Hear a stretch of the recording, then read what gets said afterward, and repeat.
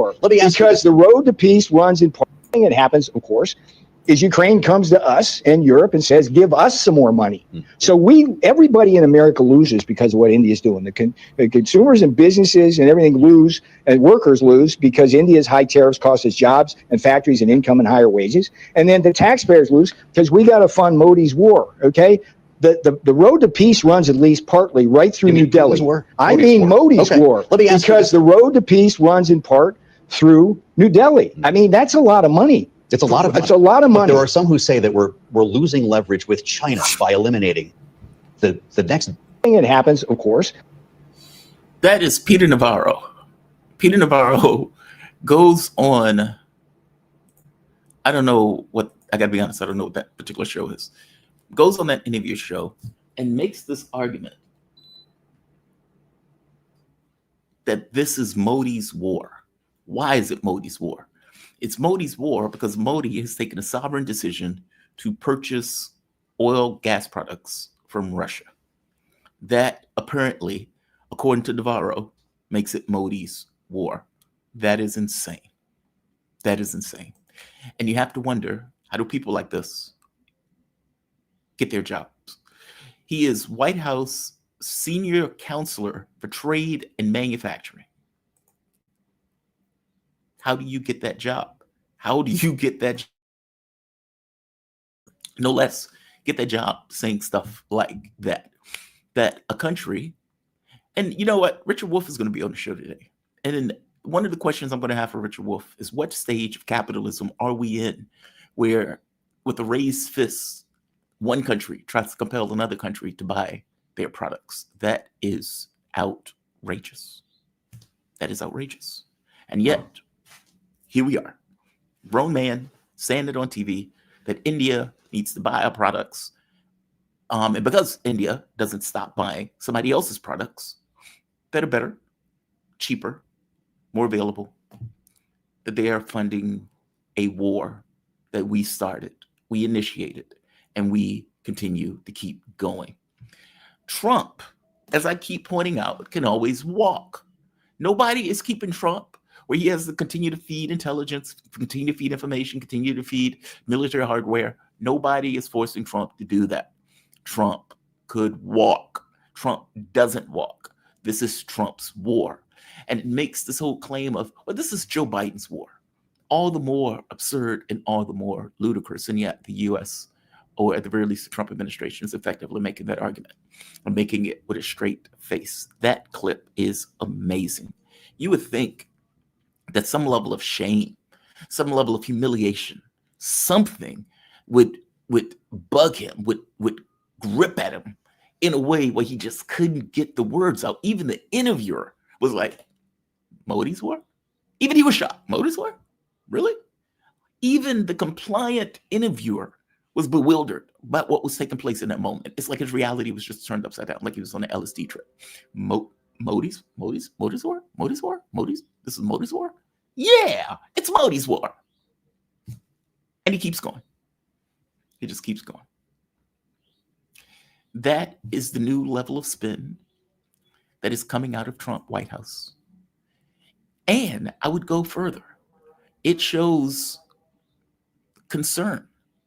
It shows that Trump is concerned by the whole thing. Otherwise, you don't go out and say something that extreme. I'll give you an example. Do you remember during the election where Kamala Harris, their team got more shrill and Democrats got more shrill? And it wasn't just Trump was a racist and a rapist and a criminal and corrupt. It became Donald Trump wants to shoot Liz Cheney in the face. Donald Trump wants to round up America. It became that. And I remember saying, if you got to say that, something's wrong. Something's wrong. People who are in a comfortable position don't escalate to that level of shrillness. And this is Navarro being the most hysterical and shrill. I suppose you can go further, right? They said never go for retarded. But this is close. This is close. Add to that, Modi is no longer taking the president of the United States phone calls. Oh, that is great. That is just hilarious. Trump tried to call Modi 4 times, but Modi refused to answer. Just looks at the phone.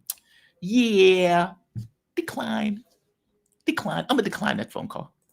Wasn't that the president of the United States? Yes, it was. Decline. I'm going to go and watch a Bollywood flick. That's what I'm going to do.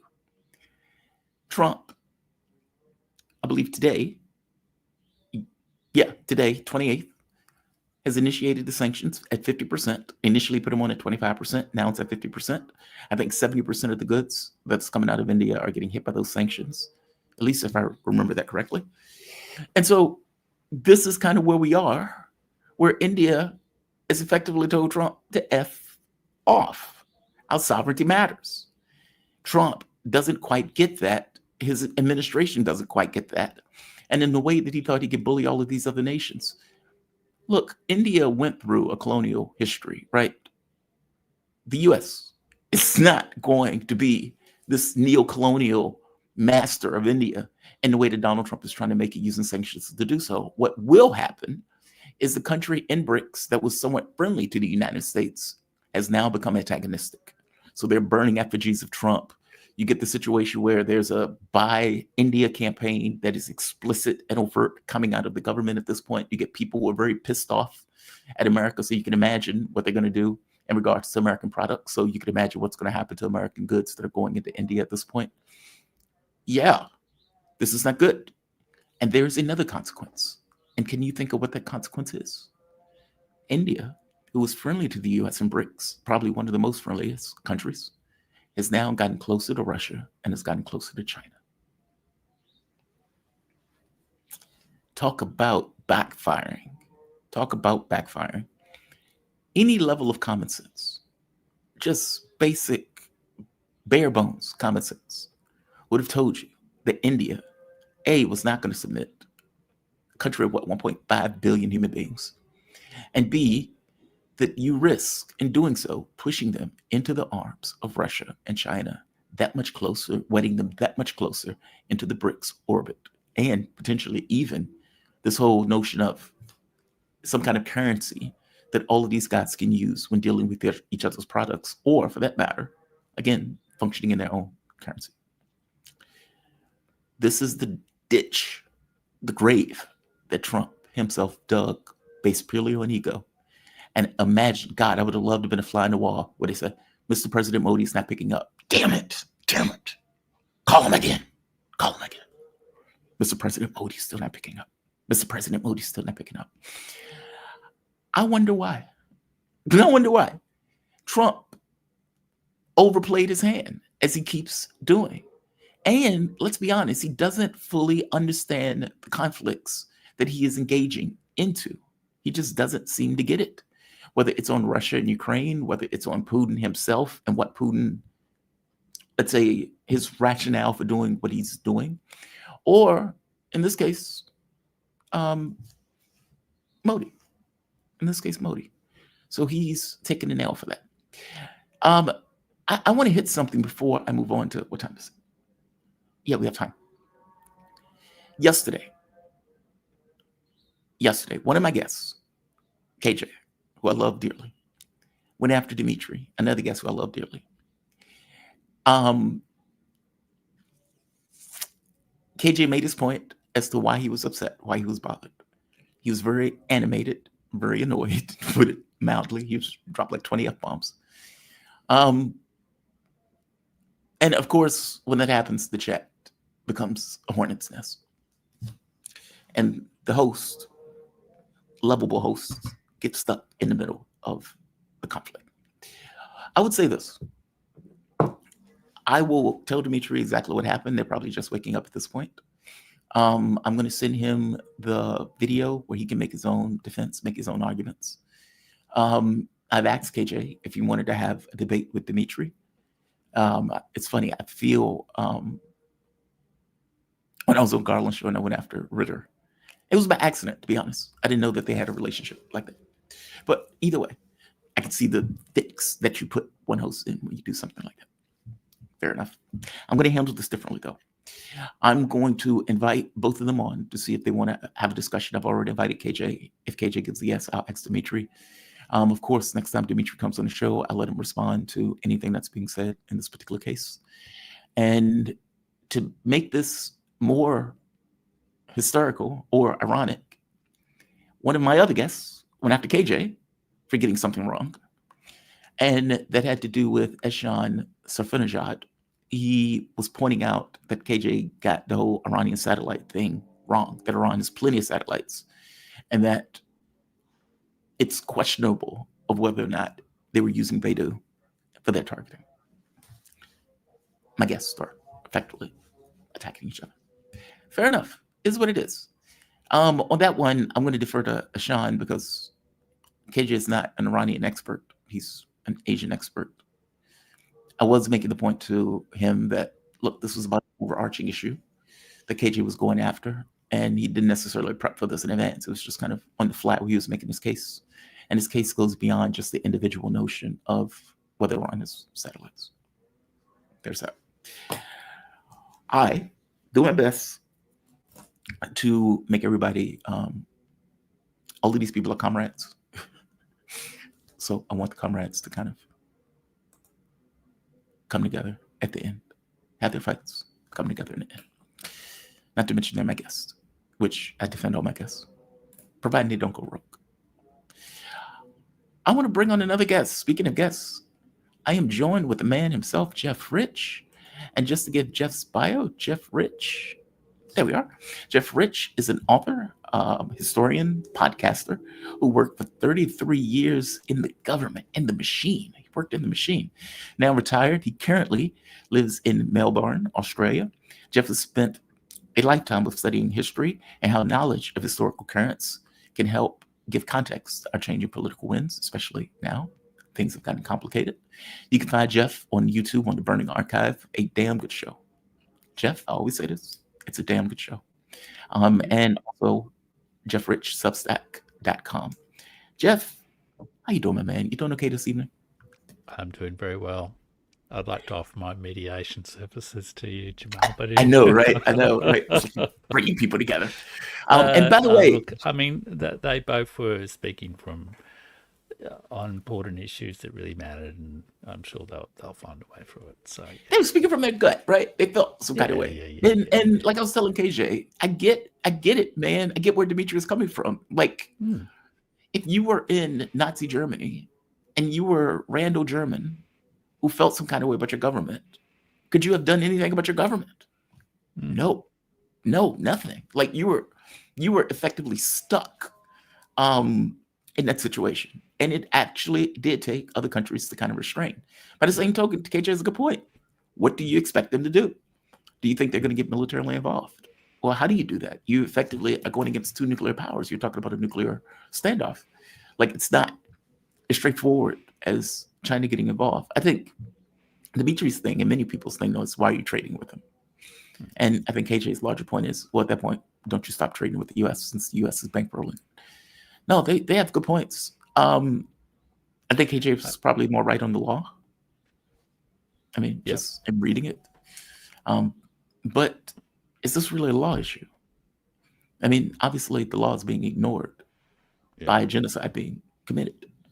So, and look, I think Dimitri had a good point too, that, you know, international law, international institutions are important. I mean, there's a broader systemic failure there with the UN Security Council, and China is a member of the UN Security Council, so it you know, does need to accept some responsibility for that. However, you know, unilateralist America is. But yeah, it will be interesting also to see how China acts in this in relationship to India over the next few weeks, to just connect back to the sort of whole US India trade issue as well, because it's true that the US has action has sort of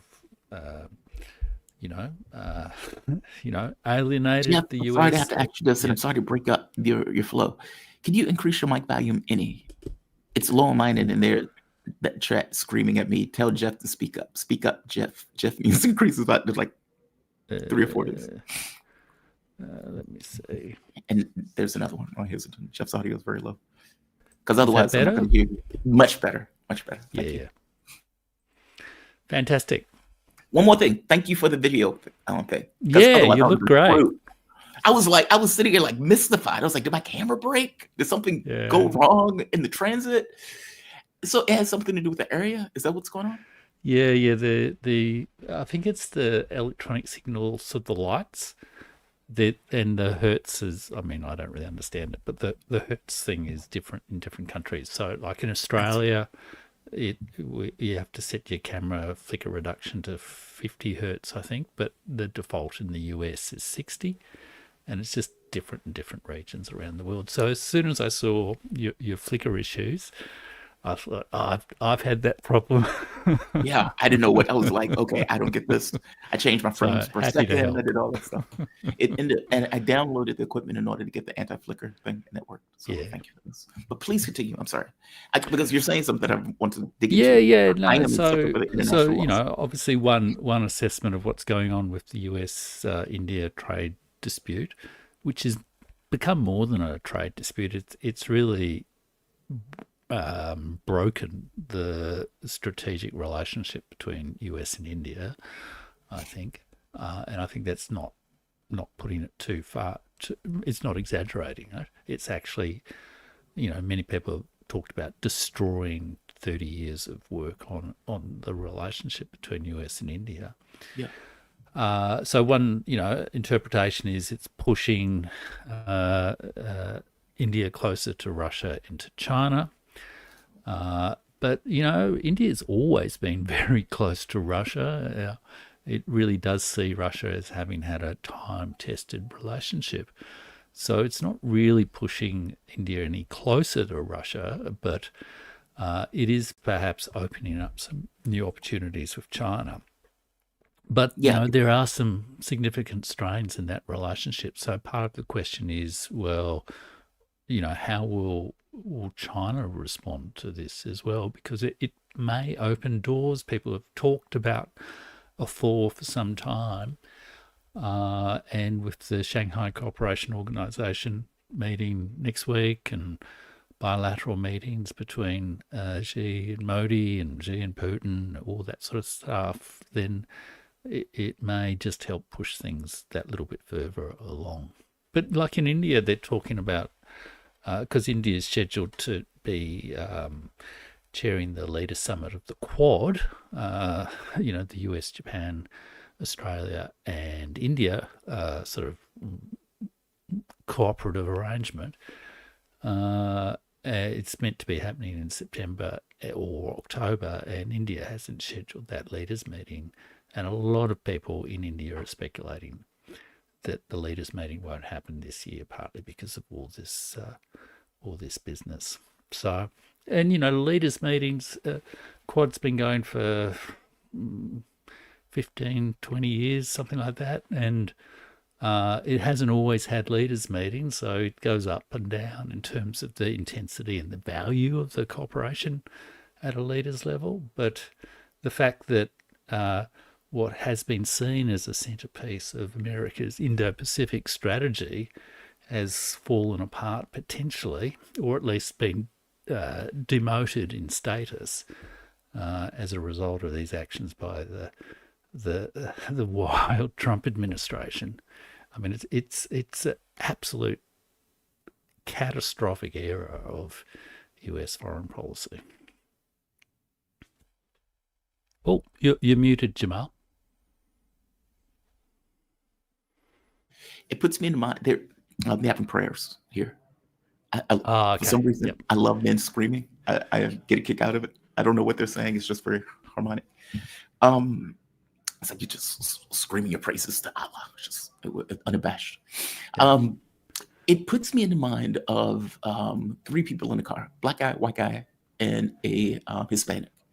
And the cop pulls my car over and says, "Hey, you, bad word, get out the car." The black guy gets out the car and he says, "Hey, I'm talking to you too, Hispanic guy."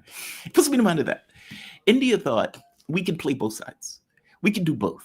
We can effectively deal with the US and deal with BRICS. And we can float in this happy middle, kind of like Turkey, like Erdogan, where he, you know, will stab anybody in the back. He's a snake. I'm not saying Modi is. I'm just pointing out that Modi wanted to float in both spaces. And the US kind of gave him his wake-up call. Like, dude, no, you can't float in both spaces. And did it in somewhat of a brutal way, right? 25% tariffs, 50% tariffs. We're just coming after you. And Modi, at this point, I guess, is like, what the hell just happened? Like, we were supposed to be buds. I mean, Trump called him a great guy. All of the pictures that are out of hugging Trump and Modi, hugging each other closely and all of this other stuff. And then all of a sudden, bam, just lowered the boom. There's reports that Modi refused to pick up Donald Trump's phone calls. So there's that, which particularly got across how angry that Modi was at the attacks on what they consider to be former colonial state sovereignty, which is a big deal to him. And so what did they do? They got closer to China. Now, to your point, how close will they get to China on this? Trump is not backing down. I suppose, I mean, let me frame it in this way. Think of all of the BRICS countries. All of these countries are different, and yet all of these countries are together. They came together purely based on need. And I would wager India is going to do the exact same thing with China. They're probably going to try to mend fences, and they're going to increase trade cooperation. But give me your take on that. Do you think there's a limit to that because of the previous grievances that China and India has had over the years? Well, I'd probably frame it slightly differently. I mean, I don't think it's really India playing both sides. India has pursued what they call a multi-aligned policy, and it's pretty much a broad consensus. I mean, they were known as being non-aligned back in the 60s kind of thing. Jeff, come on. How is that different than playing both sides? Well, I mean, the reality is, like, they do need to have relationships with all these countries, really. There's an enormous Indian diaspora around the world. Apparently the largest group of overseas born billionaires in the United States are Indians. It's a huge proportion of the sort of technology industry and the business community are Indians. There's a significant, they played the Hindu Indian South Asian community played a significant role in the last election and was acknowledged as playing a significant role in the last election. So there is a lot of real people-to-people, financial and other kind of connections between India and the United States, as there is, like, in Australia, like the largest overseas born group, migrant group in Australia is now from India. So, they've surpassed both China and Britain. So there's enormous connections that mean it makes sense to do that. And, there has been a lot of orientation in its economic policies, not just to the United States, but to other Western countries. They've done a free trade agreement with Australia. They pursued one. They got one with Britain. They pursued one. There's relationships with the UAE and with Europe. So I really don't think it's a kind of, they're sitting on the, you referred to Erdogan. It might be more appropriate in his case, but India is a country with a domestic population of 1.4 billion, a diaspora that's larger than many countries, and very, very significant economic, cultural influences around the world. And the wrecking of the relationship has occurred across more than just the tariffs issue. So the conflict between Pakistan and India played a role, as did Trump's catastrophically dumb claim to have mediated that conflict. America's been involved in Pakistan, as has China been involved in Pakistan as well. And, those issues were in play. So that worsened the relationship. And the US has not always, it's been hard work within India, even amongst its westernized elites, to sort of orient the country's policy a little bit more towards the US and the West, because there's some very bad history there. I mean, there was the British Empire until 47. America, was, let's say a collaborationist power with the British Empire to some degree, including, in the Bengal famine in 1943, and in which 5 million people died. And America and Britain could have, at one point, diverted food supplies from Australia to Bengal to save many of those people, and chose not to. It's fascinating when people talk about this. I've heard Indian people in the Indian media, raise that memory in the context of this trade dispute. And, one of the things that the US is seeking is, greater agricultural access. Which would destroy the Indian agriculture sector. And also create a dependency on sort of, I don't know what the right term is but those seeds that you have to... GMO. GMO type seeds from Monsanto, which create the, forever dependence upon the seed supplier, because they don't, you can't harvest the seeds and replant them. Mm-hmm. So, and there's also religious and cultural issues involved in that, in relationship to the dairy industry, which is another piece of, Peter Navarro quality sort of diplomacy in sort of issue. So there's all those sort of issues. There were tensions already with under the Biden administration, the sort of American fiddling around in Bangladesh and shilly-shallying with Pakistan. And, Trump's utterly stupid, ignorant, historically inaccurate comments about, India and Pakistan have been at it like, primitive tribal warriors for hundreds of years. Don't mention partition. And people talk about the role of the United States in the context of these trade disputes. People are saying, again, we're finding out that the US is an unreliable partner, just as they were unreliable in 1971. What's 1971?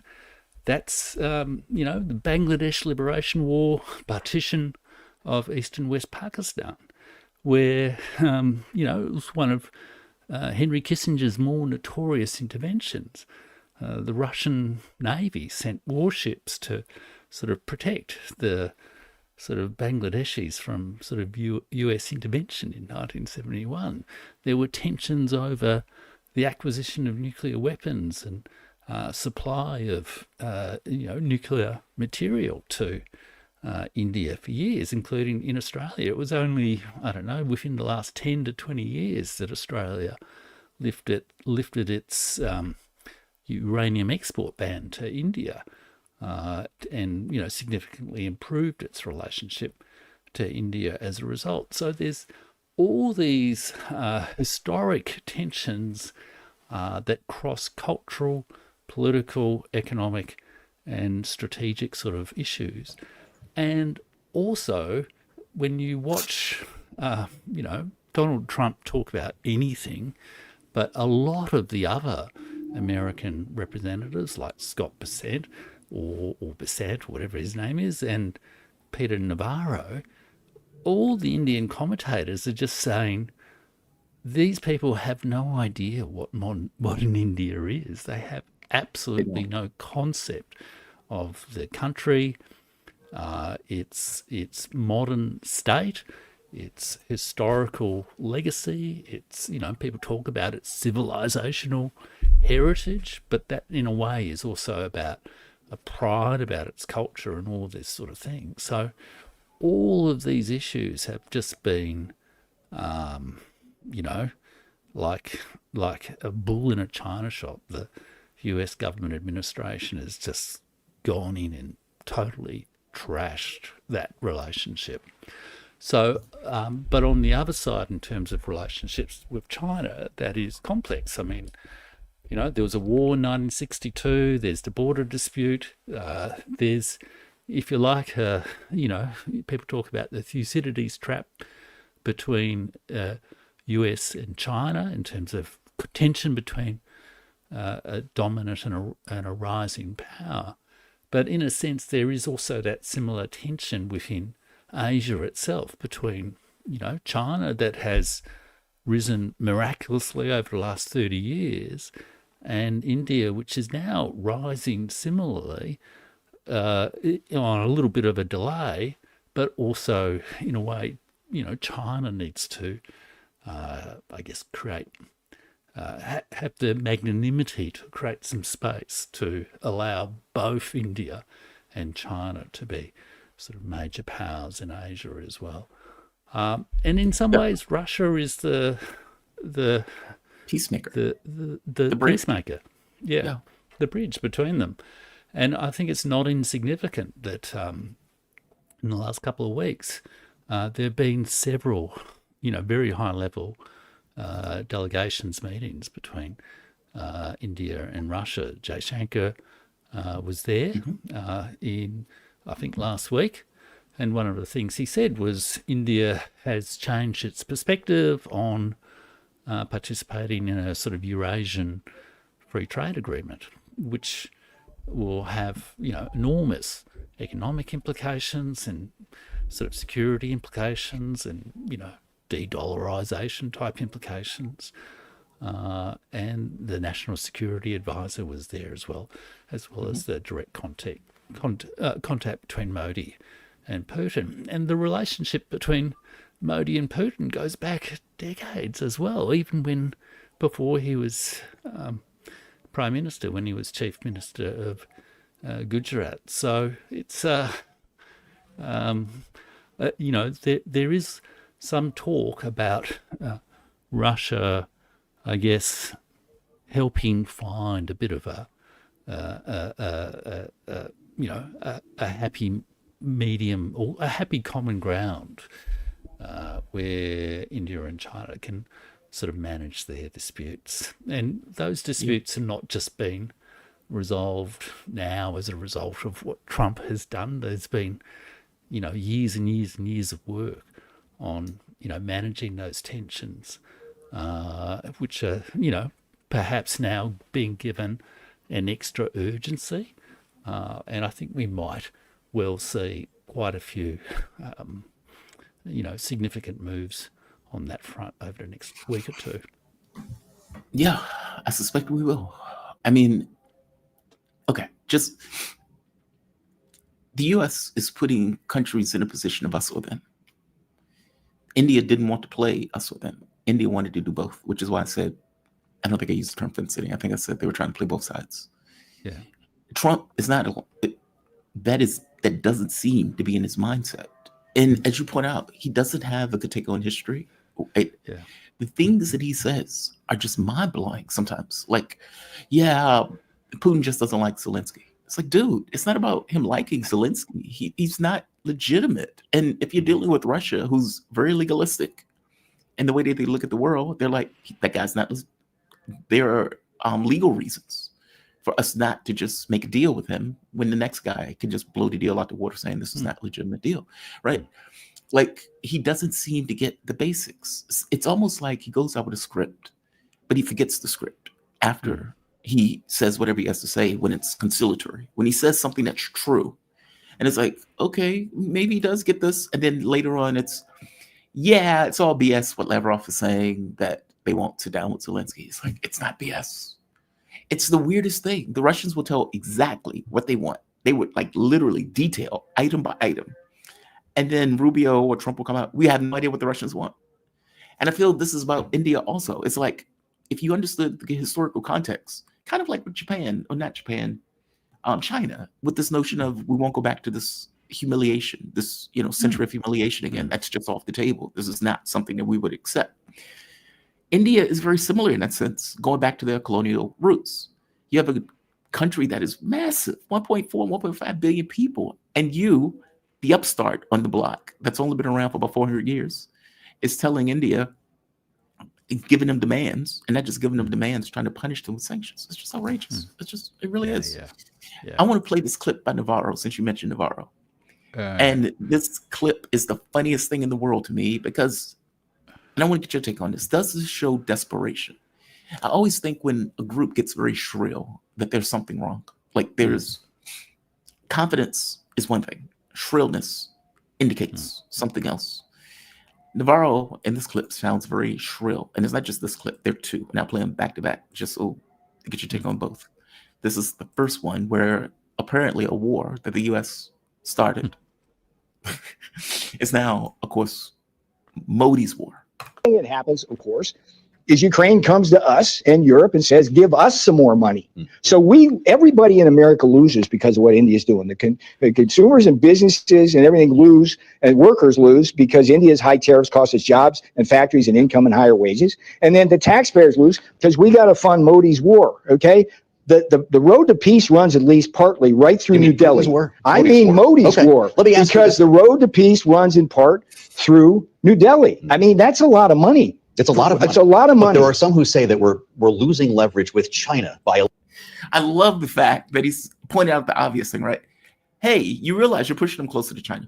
All right, here's the next clip, and this one, and again, you're getting in bed with the authorities. That's his where he places his lever, but this is him. To me, Joe, is that the Indians are so arrogant about this. They say, oh, we don't have higher tariffs. Oh, it's our sovereignty. We can buy oil from anyone we want. India, you're the biggest democracy in the world.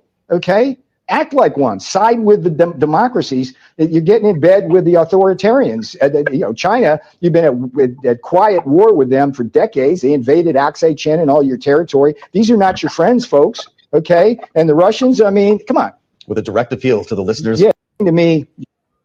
He's the Indians are arrarrogant, Jamal. The Indians are arrogant. Ain't that something? I'm going to prove arrogant about their sovereignty. I love that. And then the democracy stuff, like, why are you siding with authoritarians? Yeah, do we need to list the MAGA nationalist revives Joe Biden's democracy versus autocracy rhetoric. I mean, it's insane. We've worked with so many autarchies or whatever the hell Joe Biden used to call it, but basically dictatorships. We install dictatorships because we prefer them as opposed to dealing with democracies. Give me a take on this. This is just outrageous. Well, look, I mean, I don't know. How much do you know about Peter Navarro? I mean, you should ask Richard Wolff about him. I mean, he's this sort of, he worked in the previous Trump administration. He's like he's been one of the brains behind the sort of economic nationalist tariff type policy. And, reportedly he was the architect of the, Liberation Day tariffs. So he's done a hell of a lot for US government administration over the last couple of months with that number. And he was a regular guest on Bannon's War Room, and he's always been this sort of firebrand, sort of resentful, they're stealing our trade, our business from us and all that kind of thing. He wrote a number of papers in support of his arguments, his trade policy arguments, and quoted other research papers which people subsequently discovered that were written by an author whose name was an acronym of his own name and were actually papers that he'd written and submitted under. So look, without putting, I don't want to, be accused of being defamatory, but in metaphorical terms, let's say, he is just an intellectual fraud. So there's that. So, no one should pay any attention to his arguments, and anyone who's paid any attention to how his anti-China tariff policy went would say, well, why hasn't this guy been fired already? So that's one point. The second point is, regardless of anything else, what that tells me is the Trump administration is just an incoherent mess at the moment. I mean, why are they allowing a senior trade counsel for trade and manufacturing or something, who's basically just this kooky economist who's indulged by Trump because, you know, he sort of vibes with him, making remarks like that on television that go to fundamental foreign policy issues that presumably the vice president travelled to India and made a big effort to establish close relationships with India. Why are they allowing him to make comments like that? So there's a sort of, beyond the incoherence of the policy and the strategy, there is just at a communications level, a complete lack of coordination, a complete lack of competence about the way in which they're sort of delivering a message. They're just allowing this guy to, as you say, be really shrill, but in a way it's this sort of resentful, they're ripping us off kind of motif, which is just in a way the central motif of American foreign policy under Trump. They're ripping us off, so we're going to, bully them, threaten them, bribe them, whatever it is, so that they come and treat us with appropriate respect. So, he's just ridiculous, and all the commentary in India is in a way sort of treating him as it's consistent with that guy who was the ambassador in Lebanon talking about be civilized, you animals. Yeah. Paul, it's that resentful supremacist attitude coming out. And the other thing is what I had heard, or what I've heard through various pretty well-informed sources in India, is that the actual detailed trade talks to establish the sort of, bilateral agreement between India and the USA were pretty much sealed, done and dusted, and there was basically an agreement. And then it was sort of overturned really by Trump and his court, presumably Navarro, to try to leverage or get some extra pressure or maybe use it in the negotiations. It all happened, immediately before the Alaska summit. One does wonder whether it was somehow related to leverage with Russia, leverage with China. But it really, like negotiating trade agreements is an incredibly complex technical process. Like, there are people who spend their entire careers in the bureaucracy doing this kind of stuff. Like it's a big thing. Mm-hmm. And it sounds like if you like, the professional level, there was pretty much a settled arrangement, but then it was just sort of overthrown. And even people like Shashi Tharoor, who's not from the governing party in India, but the chair of the Foreign Affairs Committee, and is like a leading westernized intellectual within India. He went on this sort of road trip through the United States after Operation Sindoor to, put the case for India's relationships and the case for its intervention in that conflict. And he reported, quality engagement across the political spectrum at sort of all sort of levels, even up to the vice president. Yet there was no sort of engagement with the president, and it came this sort of throwing the trade deal up in this sort of punitive tariff thing was seen as a, it came out of the blue, it was a complete surprise. So there's a real sense in which this was undisciplined, incompetent, unpredictable, incoherent, but that's the state of America at the moment. And it's just having worldwide consequences because everyone's looking at it and saying, well, you can't rely on America. And what's more, India's standing up to America, even though it's a developing country with billions of people in poverty, billions of people, not billions, millions of people, hundreds of millions of people in poverty, millions and millions of people who, potentially whose lives could be deeply harmed by this sort of fickle trade action. They're standing up to America and looking to how they can sort of respond and adapt and sort of survive in with new markets and all that kind of stuff. So why can't we also stand up to it? Oh, good question. Good question. I think it boils down to this, to answer this thing of how does Trump blow this up? How does he all of a sudden just override what was taking place? I don't know if you've seen this, but this is hilarious. But apt, it's dead on. All right, Vladimir, if you don't end that war in Ukraine in 50 days, I'm going to do something very strong. Oh, God, this again. Okay, right, cool. What's that? Cool? I'll show you cool. Now you have 10 days. Okay, maybe 12. Love it, can't wait. Okay, that's it. Ow! Holy shit! Why did you hit me? Why did you hit me? Look, Oh, I love it. Why did you hit me? Why did you hit me?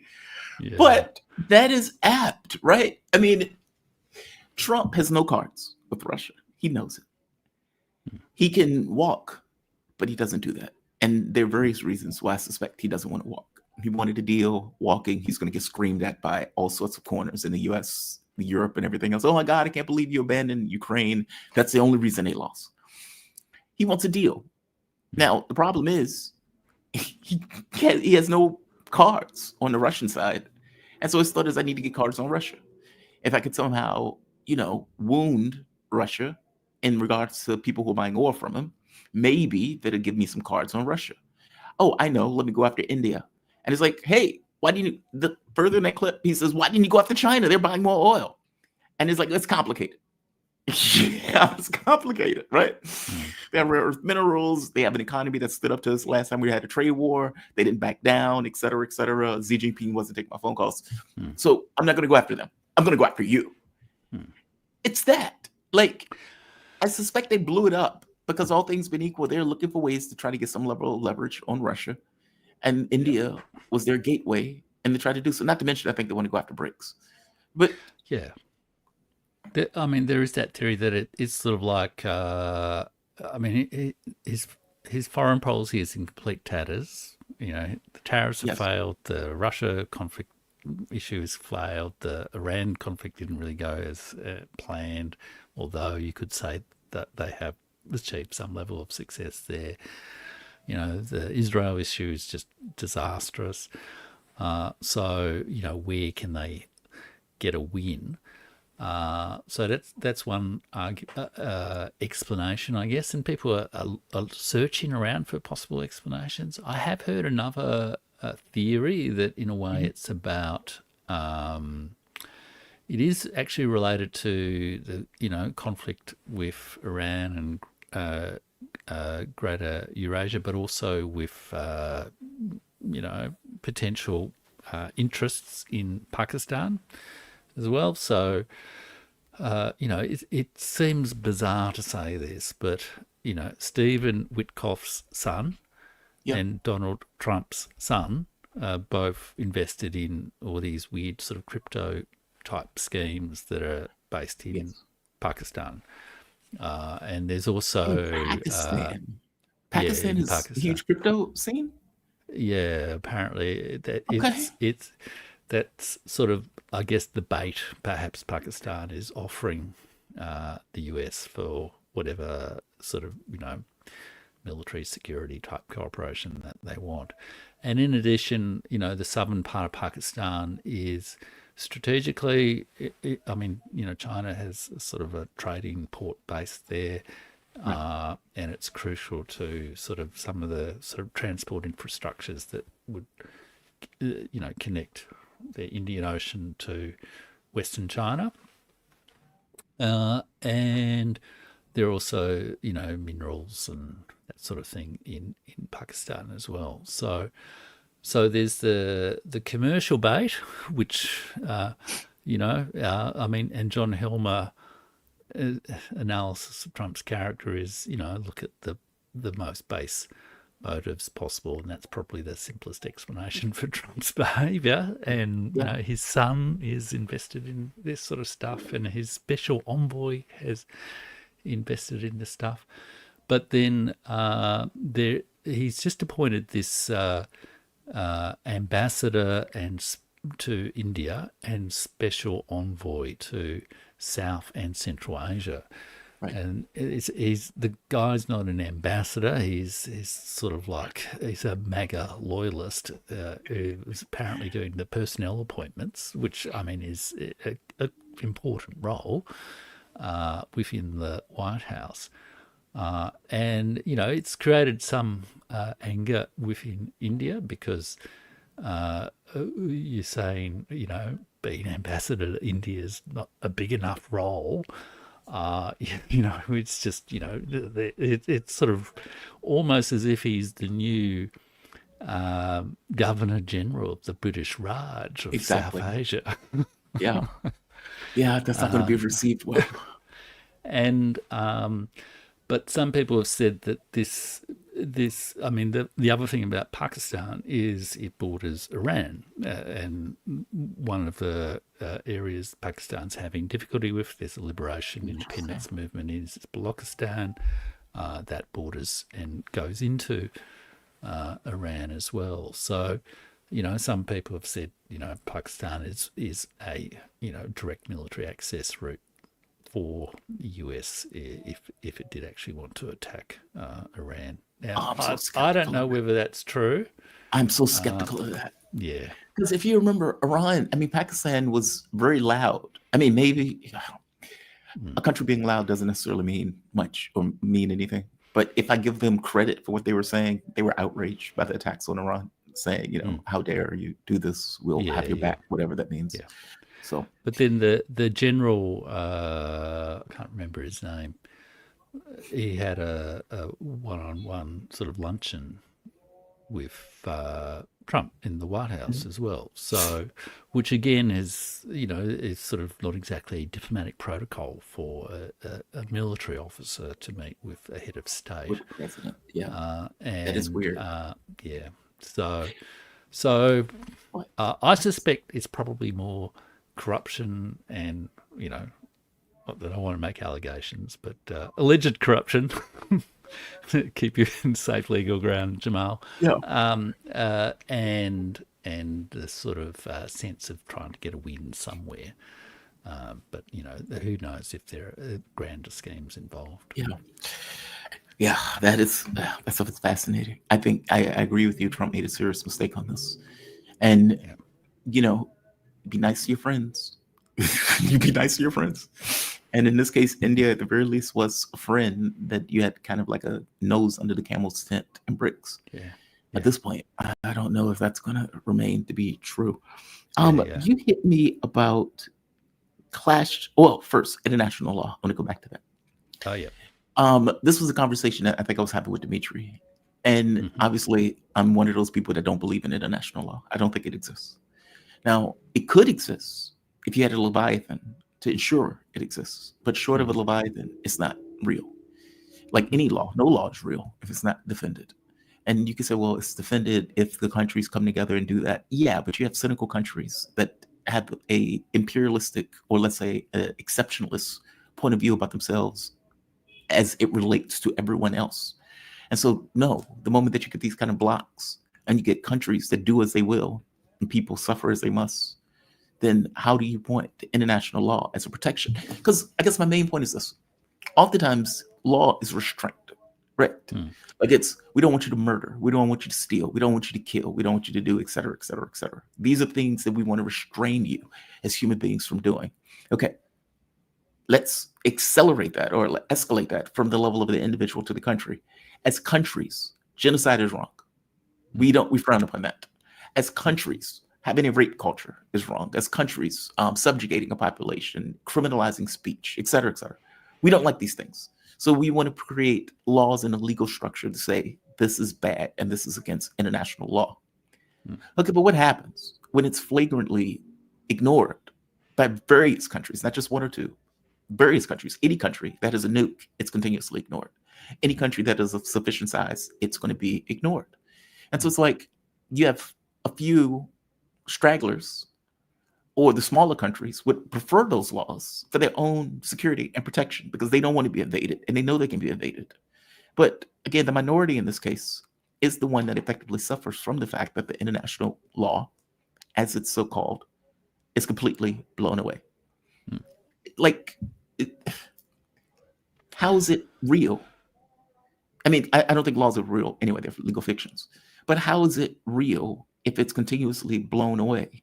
And if it's blown away by a few, why should others, let's say, limit themselves to something that this other group is effectively ignoring? Well, And just for the audience to know, this is in the context of Gaza. Because the argument that was made was, well, China wants to stand up to international law and they want to remain within the bounds of international law, and passing unilateral sanctions is frowned upon under international law. And of course, taking military action is frowned upon by international law. It's like, dude, they're committing a genocide. It's like they're starving millions of people. And you're quibbling to me about something that doesn't exist by virtue of the fact that they're starving all of these people. Are you serious right now? Like it's that. It's something that is being hid behind, not something that is, in effect, a real thing. yeah. Give me your take. Well, look, in a way, like, my experience in government is, there are many laws that are often passed, but what really matters is how effectively they are implemented. Okay, so, and sometimes laws can be very loose. They can even just be custom, social norms and conventions, legal, like constitutional conventions as well, like in a sense, like most of the Australian political system, the British political, the American, a lot of those political systems are based on conventions, which are not written really laws. They're just expectations and norms that constrain people. But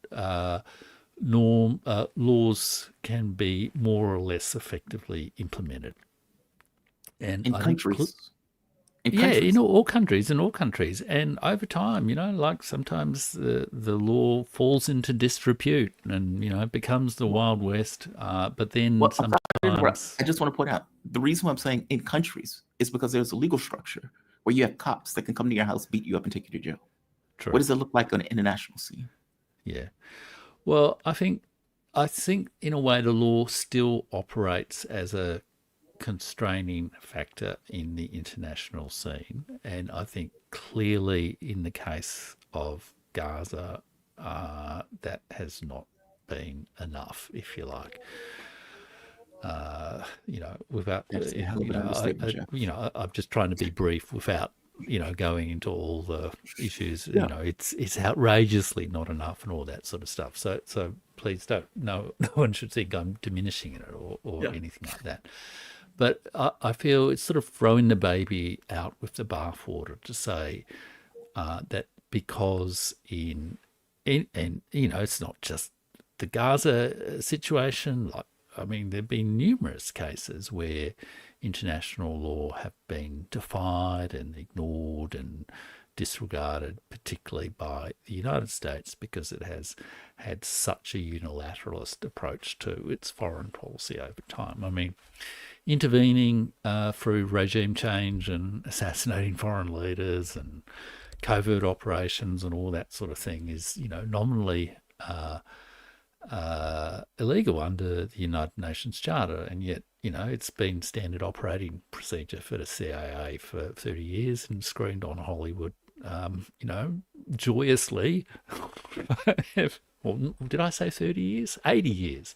You're making my point, Jeff. You're making my point. Keep going. But what I'd also say is, governments do more or less effectively implement those laws over time, and, it's not just, the law is not a complete fiction. It does have a constraining factor on people, and the way in which government acts or threatens to act can also, make implementation more effective, like road laws, you don't speed. I mean, I don't know what it's like. It's probably not quite the same in the United States, but you don't speed much in Australia because you expect to be caught by a camera showing that you're speeding and get a terrible fine and all that sort of stuff.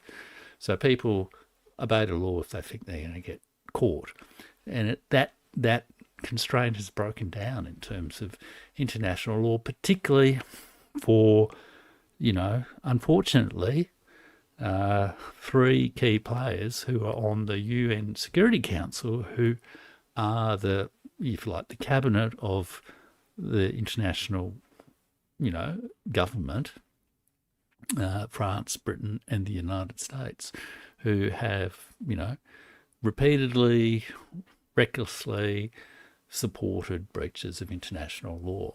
And I think China and Russia, in that sense, are supporters of the basic institutions of the UN and would like to see those basic principles and things enshrined. But they're dealing with a bunch of rogue actors who have this, an institutional flaw in the system that means that they cannot really effectively police it, except, if you like, through balance of power and moral argument between people. So I guess my argument would be we need to retain a commitment to those international laws, those multilateral institutions, and rebalance the power, particularly of the United States, so that there's more, not coercion, more, more incentives, more effect, more sanction, more expectation that they'll get pinged for when they breach the international law. But, by who? By who? We're not there yet. By who?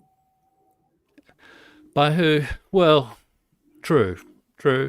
But ultimately, it is, the nature of international government is different to national government because, it is between, not formally equal states that are, not formally, not in reality equal. And so it's a case of, it's more like, it's not as structured in terms of authority, I guess, as what you'd expect in a national sort of government. But what's the alternative? I mean, what is the alternative? We need to find some way to vest those international institutions, that international law, the cooperation and association and debate between those organisations with more effect to get the international law to work better. I mean, I guess that's what I would argue. I do agree with it in theory. So I don't want it to come across like, I want the law of the jungle. I guess my argument is we have the law of the jungle. Yeah. It's kind of like, I would love to have a Star Trek universe. We don't have a Star Trek universe. Yeah. Like meaning in regards to the way human beings cooperate with each other and everything else. That's not our world. Yeah. Yeah. And the law, in this case, quote unquote, has been used to effectively, it's been leveraged on some level. It's almost like, okay, you plebs can follow it. We're going to do something else. We have a rules-based order. We are an order unto ourselves in the way that we effectively operate. And so, we're going to use the law, exploit it in some way in order to effectively take advantage of the fact that other countries don't have the capabilities that we have. And so they, on some level, follow those laws. I mean, think of who was the last person they pulled for the Hague? Duterte from Philippines. It's like, are you serious right now? Like, like that's amazing, right? So Maybe. look, I agree with you that they've been distorted and appallingly run and all that sort of stuff. But they've also had better times. They have also had better times, and so I do feel that and I don't think it is just by getting the United Nations to sort of slap the America over the wrists that things are going to change. I think, I mean, I've argued, that, America does need to be, have experienced some kind of defeat and withdrawal from this unilateralist position ultimately. And that's the only way things will really change. But I think when that does happen, having those that international law, that basis of multilateral institutions, the new modus vivendi, I guess, that people will develop when the United States is not sort of, bossing everyone around and just acting like a, like a modest, normal country, that could well be the basis for something better. And, maybe some of the other, as some of these other multilateral organizations get stronger and stronger and stronger, they create a kind of a collaborative force that, pressures the United States to stop acting unilaterally. And I think that is probably demonstrated by what's going on with the BRICS, which largely articulates the international law conventions as expressed by the UN, and in some ways, similarly, the Shanghai Cooperation Organization. So, I mean, it does seem to me that there are counterweights emerging that will do things, but it's tragically not enough for, the situation in Gaza or the situation in many places around the world. It's the situation in Ukraine. I mean, the Minsk Agreement was ratified by the UN Security Council. So, Exactly my point. But life doesn't always work out. I accept that. Well, I do accept that. I mean, and my argument is the acceptance of that. It's just kind of reality-based terms. Yeah. Do we have a system of international order and affairs that the perpetrators are punished and, let's say, justice is adjudicated? The answer is no. The answer is just no. I don't even know another way around it. Like, keep in mind, we knocked over the government of Ukraine. That is literally illegal. And the West said this was, what was it? What is the name of it? A revolution of dignity. That's what they called it, a revolution of dignity. And they pumped that out from speaker to speaker in all of these Western countries. Okay, how do you have law in that case when you have groups that join together like Mean Girls against the rest of the world believing that they're better and that they're not subject to those laws? And then what they realize is, oh, by the way, we're not subject to those laws. Meaning it's a recognition of reality that forces other countries that may want to adhere to those laws to break those laws themselves in order to create some kind of parity. They're forcing behaviors. Like China, if it goes into Taiwan, will most likely be forced to. It's not because it wants to. Russia didn't want to go into Ukraine. William Burns pointed that out, that Russia didn't want to go into Ukraine. And you can look at different places around the world where, knocking over Iraq, for example, no consequence for George Bush. George Bush got 1 million people killed. They went after Duterte. And the U.S. passed a law saying we will attack The Hague if indeed you take our troops. Like, I don't know how world policy functions without having a Leviathan. And no country is going to accept the Leviathan, short of smaller countries. That's the rub. China's not going to accept it. It's Russia's hard, not isn't it? It's so hard. I mean, it feels in a way. There is a big moral issue, I guess, that Dimitri and KJ were we're debating in a way, but it also reminds me of the discussion you had with Wilma Leon. Like, What's right? do you, what's right, and what do you do as an individual when you know the system is not right? Yeah. And realistically, you have. We together don't have much real effective power over any of this, really. We sort of just have to accept what happens and have a whinge occasionally on YouTube if YouTube doesn't take us down. Yeah, it's a toughie. I mean, it really is, because short of a one world government, which just creates another power center that can go rogue, I don't know how you get out that box. You see, I think, especially in America, there's this very, libertarian tradition, I guess, that's anti-world government, all that kind of stuff.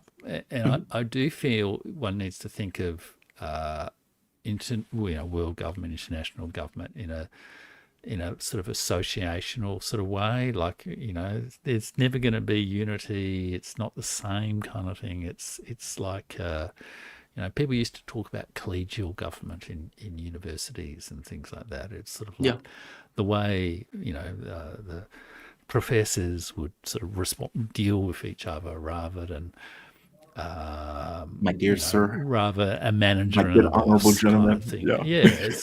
So it's a different kind of relationship, and you need to have a forum for discovery of solutions. You need to have a forum to remind people of constraints, and like Russia could have conducted its war in Ukraine in a far more brutal way if it acted by the same moral principles that Israel does, or the United States has, and arguably that is in part due to both the moral constraints of other international actors, or the conditional constraints of other international actors, and the moral constraints of both affiliation with the society and the culture of Ukraine, and also with the having internalized principles of international law, such as avoiding civilian casualties and that sort of thing. Yeah, Gary, that's the rub. We don't have. It's like we don't. We have no peers. We have no equals. I mean, part of the reason that John Bolton never liked missile treaties was because, from his point of view, they limit what the United States can do, and our capabilities are better. So rationally, we don't want those things that would limit us if we have a better capability than you. Like, if I can build a better mousetrap, then why would I make a treaty with you on limiting the capability in the type of mousetrap we can build? It's that we don't look at the world in those terms. You haven't had that, but you're discovering now that you do have peers, and also people who can outmatch you in aspects of things. And I think it's going to be a very difficult learning experience for to use a trite sort of phrase, but a learning experience for certainly United States government, elites, but also cultural elites, like the people in the media and all that sort of stuff as well, over the next 20 years or so, as people realize, oh wow, those Chinese cities actually look pretty good, and gee, did you know India is about to launch a spaceship? They're not just some sort of people that Peter Navarro and that noxious guy Stephen Miller might have all sorts of contemptuous attitudes towards, and Russia is not a gas station masquerading as a country. It's right. It's quite an impressive culture and society. It's like economy. Yeah, it's going to be a learning curve. I mean, it's interesting. What time is it? Oh God, I kept you long. Oh, that's okay. That's okay. One last point. Yeah, that's going to be. Yeah, that's going to be an interesting Thucydides gap. Because I think the gap is not just with the U.S. and China. I think the gap is with the West and the rest of the world. And that all things being equal, I would even make the argument that part of the reason we got Trump is for that effect that you were talking about. Because when you have social media, you don't have to. Like, it's one thing if you're back in the 70s. The world is pretty much what the media tells you it is, unless you travel, unless you go and see what the world is. When you have social media, any random person in Taiwan, and Iran, and India, and any of these countries could say, or China, hey, look at these skyscrapers. Look how awesome our subways are. Hey, we have chandeliers in our subways. Oh, you guys have people peeing in your subways. You can see that disparity, and you can feel your life getting more difficult, especially looking back at the 70s and the 60s when your parents were raised. And you may hear Trump screaming about, I'm going to make America great again. I'm going to bring back jobs. I'm going to do all of this magical things that you're just going to love me for, and I'm going to make America a contender again.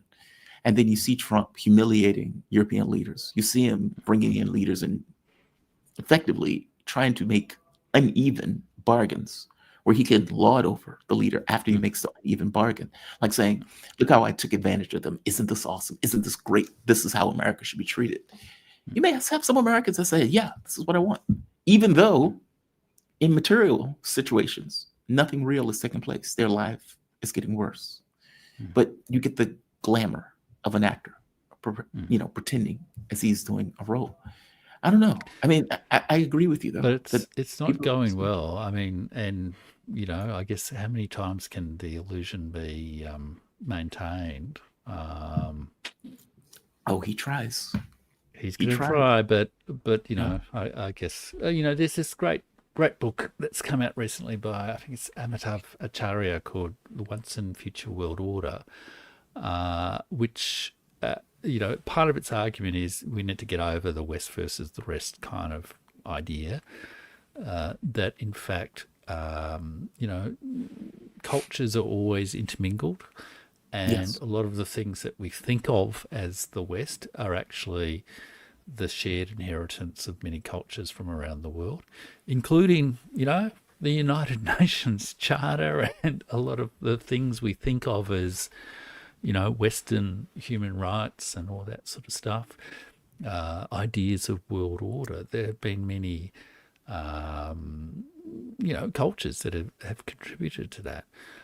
China and India played a major role in shaping the international institutions that became the post-1945 world order, including, sort of inserting a sort of a race, a racial equality sort of clause into the United Nations Charter against the advice of the British and the Americans. Yes. And this story that the Americans said, that will create problems. That will expose us on our Negro problem in the South. Sorry for language. That's what they said. And it's brutal.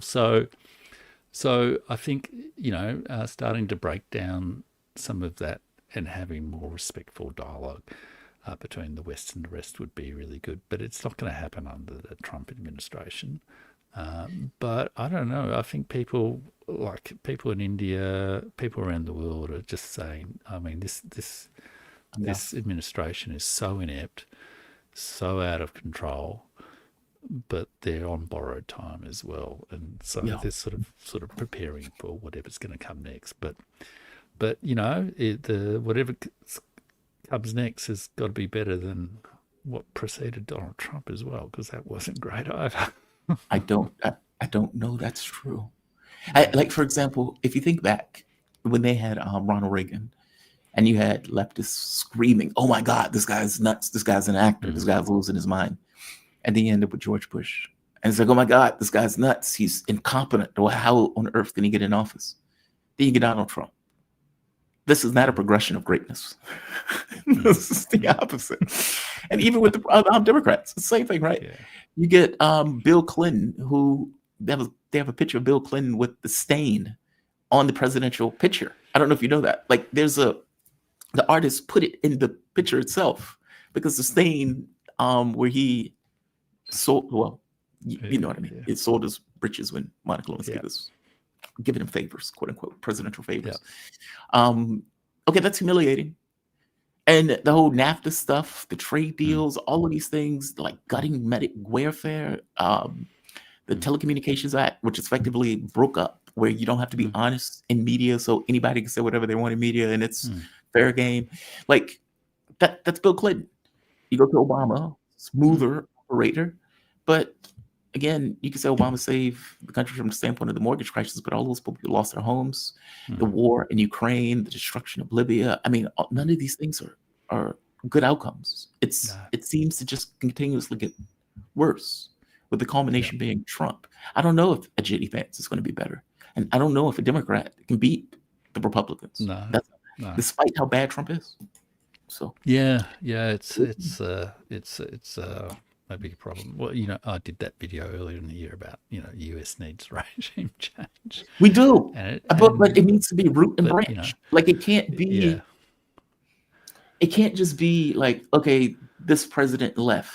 It has to be something fundamentally different. I would argue the world on some level. It needs to be different. It needs to go through like a 90s experience in Russia, where like a Great Depression. It's and it's not just like an economic problem. In Russia they had profound social problems. The political system was in crisis. They changed obviously in 91, and then Yeltsin sort of fired tanks on the parliament, and Bill Clinton sort of reinstated it. Yes. and what is it? Here Come the Yanks. Time Life magazine even published it. Yeah. But then ultimately, Putin came in, and no doubt has strengths and weaknesses, blah blah blah. But has certainly sort of self-strengthened the political system and the social system within Russia. Dealt with the oligarchs. No one ever gets perfection in these matters, but I kind of feel there does need to be something there that takes away this assumption of supremacy and just lording that over the other regions of the world, and refocuses America on its very significant domestic problems. FDR, Peter Turchin, and by the way, I contacted him. I'm trying to get him to come on the show. Oh yeah, he's got a Substack too. I noticed actually. He does. Yeah, he responded to something. I responded to some of his things, so he's stalk him on Substack. Yeah, so have I. He told me, he said hit him up in September, and I was like, hey, September, can we get together now? Yeah. Jeff, man, I always enjoy these conversations. I swear to God, I do. You have a fantastic show, fantastic channel. Jeff Rich is an author, historian, podcaster who worked for 33 years in the government. Now retired. He currently lives in Melbourne. Somebody said it's. You said that perfectly, Jamal. Oh, I got it. Okay. One of my commenters was like, it's Melbourne. Like either an I-N or U-N. Thank you for that. All right. From Melbourne, Australia, Jeff has spent a lifetime studying history and how knowledge of historical occurrence can give context to changing political, let's say, territory. You can follow Jeff on his YouTube channel, The Burning Archive, and find him on his Substack at jeffrich.substack.com. I keep saying it. Jeff has a fantastic channel. Definitely check him out. His historical content and everything else. And by the way, Dr. Jeff Rich. Dr. Jeff Rich. I know you don't like to put on airs, but I'll do it. Dr. Jeff Rich. And I'm going to do a video on Huntington's Clash of Civilizations in the next week. So I know I got into a little bit earlier in the show, but we can talk about that another time. Yeah, I would love to talk about that. I got into a brawl with Sarah Bils on that. On that book. I'll watch that. Yeah. I so disagreed. But I would watch your video. I don't want to spoil Sarah's appearance, but I think you're right, Jamal. But thank you for that. Thank you. I don't think this stuff is ingrained. I think the moment that people get modernity, they're like, I'm on a couch. I'm eating bonbons. There's a fast food place down the street. Do I really want to pick up a gun and go to war? without an adjutant that's pushing that. Ukraine would have never ended up in that war without an adjutant that's in that mix. And you can go to Syria, and you can go from country to country to country. No, I thank you for that, Jeff. You're a historian, so I'm going to side with you. I think you're a genius and a scholar. Not just because you agree with me on this. You have a safe night. Thank you for this. Thanks, Jamal. Take you later. Bye-bye. Yeah, Jeff has a great show, by the way. He really does. I know I say that for every show. There's shows that I mean it more than others. Jeff has a really good channel. Oh, wow. We have a few chats. So what time is it? All right. Karen, I want to get her name right. Lieutenant or former Lieutenant Karen Kwiatkowski. She's going to be on the show at 8:30. The time zones are different. She will be on the show at 8:30. And so that should be a really good conversation. I even took notes in order to write down to have a conversation with her. I was fortunate that she was able to join me. She wasn't able to join me yesterday because of an emergency with something else, but thankfully she is here today. Let's go to chats real quick. Somebody used to scream at me that I didn't do my chats during the show. I would do them now. It should be noted, high-tech industry in the United States is chock full of Indians, yes, who still have connections with India. That is true, Sparky. That is true. I don't think those people are going to give up their jobs. So I'm not entirely sure the effect it'll have, short of Trump getting pissed off and kicking them out the country, which is Donald Trump, right? Can't really put anything past him on that. He may actually do that. But we'll see. I mean, obviously, the political implications are vast. You've effectively taken somebody who's friendly to the U.S., that was in an organization that you're looking at with suspicion, and have pushed them closer to that organization. If you remember, India was always looked at as the spoiler in BRICS. They were the ones who weren't for de-dollarization and everything else. What about now? What about now? Did Modi get his wake-up call? And my guest is here, so I'm going to go to my guest. We are joined with the one, the only, former Lieutenant Karen Kwiatkowski. Did I get that? Close enough. Kwiatkowski. Tell me. I want to nail it. It's Kwiatkowski. Kwiatkowski. Okay, Yeah, thank you. pretty easy. Kwiatkowski. Well, no, yes, perfectly fine. Former Lieutenant Karen Colonel. Kwiatkowski. Lieutenant Colonel. Oh, LTC, that's what that means. Lieutenant Colonel Karen Kwiatkowski. Thank you for that. I will put Colonel in just so I know. And just so the audience would know, Lieutenant Colonel Karen, former Lieutenant Colonel Karen Kwiatkowski is a retired U.S. Air Force officer whose assignments included duties as Pentagon desk officer and various roles as National Security Agency. She's author of several books, including Africa Crisis Response. African Crisis Response Initiative, Past, Present, and Future. That was in 2000. And Expeditionary Air Operations in Africa, Challenges and Solutions. I have one question on that, by the way, towards the end of this. We were bombing apparently in Somalia recently. And, when all of those people, I think it was those troops that died, I believe it was Niger. I could be wrong, but I thought it was Niger. Yeah. Mm-hmm. And people were like, what the hell are we doing in Niger? Most people don't even know about AFRICOM, that we have forces and troops in that particular region. It's just kind of a silent shadow war that's taking place in the background of other conflicts. Yeah. But what should I call you? Should I call you Karen? Lieutenant Colonel? Call me Okay. Karen. That's Okay. the best way. Yeah. I always feel like using the title of the person, like Colonel Wilkerson, I call him Colonel or Chief, Master Chief. But I will go with Karen. Thank you for joining me, by the way. I really appreciate it. Yeah. Thanks for having me. So I guess I have two subjects. One is on Ukraine. The other one is on Israel. And we can start with Ukraine. Financial Times is reporting that Donald Trump, which is amazing, gave assurances to Europe that he will give them, quote unquote, security guarantees. Now, in the context of these security guarantees, this was going to be on issues of intel. This was going to be on issues, he said, air cover, providing that the Europeans were willing to put troops on the ground. Now, this was always a no-no for Russia. Always a no-no. It was, I have a hard time believing that in the conversation with Putin in Alaska and conversations going back for years, that was the entire point of the war, actually, right? No NATO expansion. Putting troops in Ukraine is effectively NATO expansion by other means. That Trump doesn't know this. And yet, this is what he promised. Now, they also made the point of saying, we can rescind these at any moment. So we're giving you this, but this is not a guarantee. But we're willing to offer this. Now, when it happened the conversation with Lavrov, there was a clip that I had for you yesterday. I'll pull this clip up. It's okay. In the conversation with Lavrov, Lavrov gave an interview where Lavrov came out and effectively said, the Europeans are interested in war, but the Americans, they seem to be coming around to a particular point of view. This seems to be what Donald Trump wants, et cetera, et cetera, et cetera. He's a diplomat, so he's being very diplomatic in the way that he says this.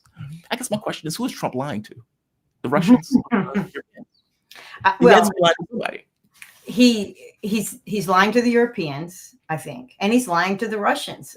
But I think he respects the Russians more. He respects the Russian team much more than I think he respects the Europeans. I think we can see that in how he deals with them. In fact, I remember after the meeting in the White House with all of the various heads in EU, you know, von der Leyen and the NATO head and some of the key leaders in Europe, you know, he was very profuse and lavish with his compliments. And almost every one of those compliments, almost to me, because I know what the records is of these guys. I understand what's been happening.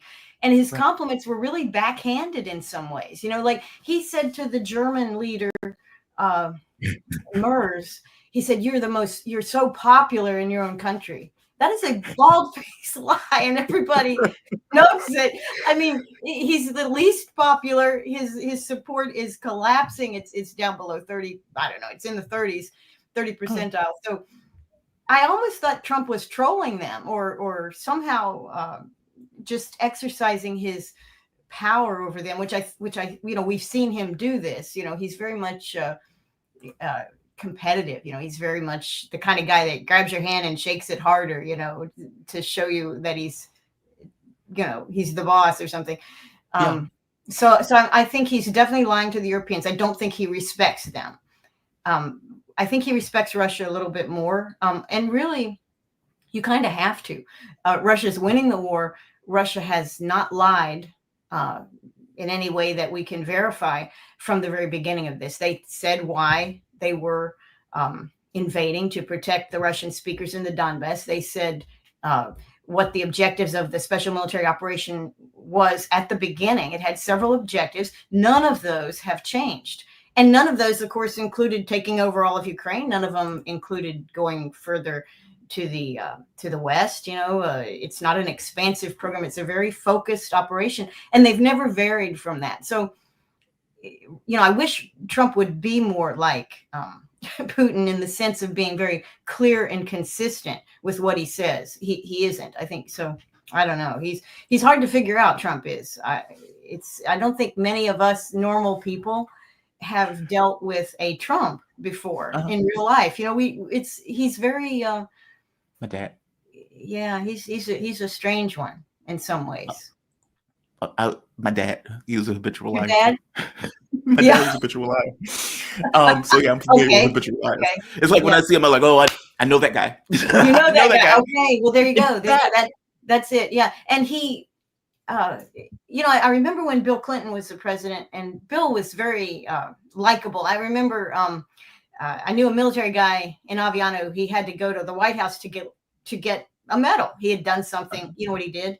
He shot a bunch of Serbian aircraft from a faraway distance. You know, I mean, it was totally like not a war hero kind of thing. But at that time, it was a big deal. He went to shake Bill Clinton's hand. And so when he got back, we asked him, what'd you think about Bill Clinton? And he said, oh, my gosh, he's great. Now, these are people that are not Bill Clinton supporters, per se. You know, they're military people back in the mid-'90s. They generally didn't support Bill Clinton. I'm just going to say that, you know, the military was not waving Bill Clinton signs at that time. But he came back and he just said, Bill Clinton's greatest guy I've ever met. I couldn't believe how great he was. They just love him. Everybody says that. Everybody says that. They said Bill Clinton could be talking to a gardener. Like. And they love him. And they love likability. Yeah. Yeah, So it's so he so has charm, and I think part of having charm is being willing to lie. Like, you're looking beautiful today. I love that dress. That color on you is great. We can say these things, and it's not harmful to say them because it makes the other person feel good. But I think, but with Bill Clinton, we said, oh, he likes to lie. He's a liar. With Trump, we don't say that. But, well, I mean, maybe people do say it, but I think a lot of the Trump supporters, they find his lying to be charming, to be part of his persona, his exaggeration that's beyond all imagination. Some of the stuff yeah. that we've got these, when he goes across the country and he says things and it's over the top. And many Trump supporters like it. I think it's funny, except for the fact that he's the president and he has a great deal of power. So now we don't know, is he just being over the top because that's who he is, or is he going to bring us World War III overnight? We're going to wake up and find out he did something crazy. I don't know. Yeah, it destroys reality. I mean, I don't like it as a president. It destroys reality. Like, there's but he's a bad liar. Like, as you point out, they're so over the top. Yes. But in the case of, I want to make a deal. I want to come to terms. I want to do this. And then he turns around and says, hey, India, I'm going to go after you because you're supporting Russia. And I'm going to go after, whoever else that's supporting Russia. It's just like, okay, dude, you need to make up your mind. Here are missiles going into Ukraine at this point. It's like, okay, so A, you're negotiating, but B, you're also doing this other stuff. So which one is it?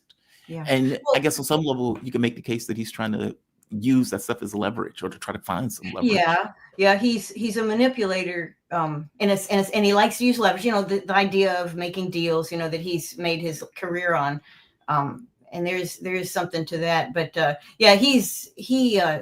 it's one thing to make deals in an arena that you understand, and I think real estate, construction, New York City politics, I think he understood that pretty well.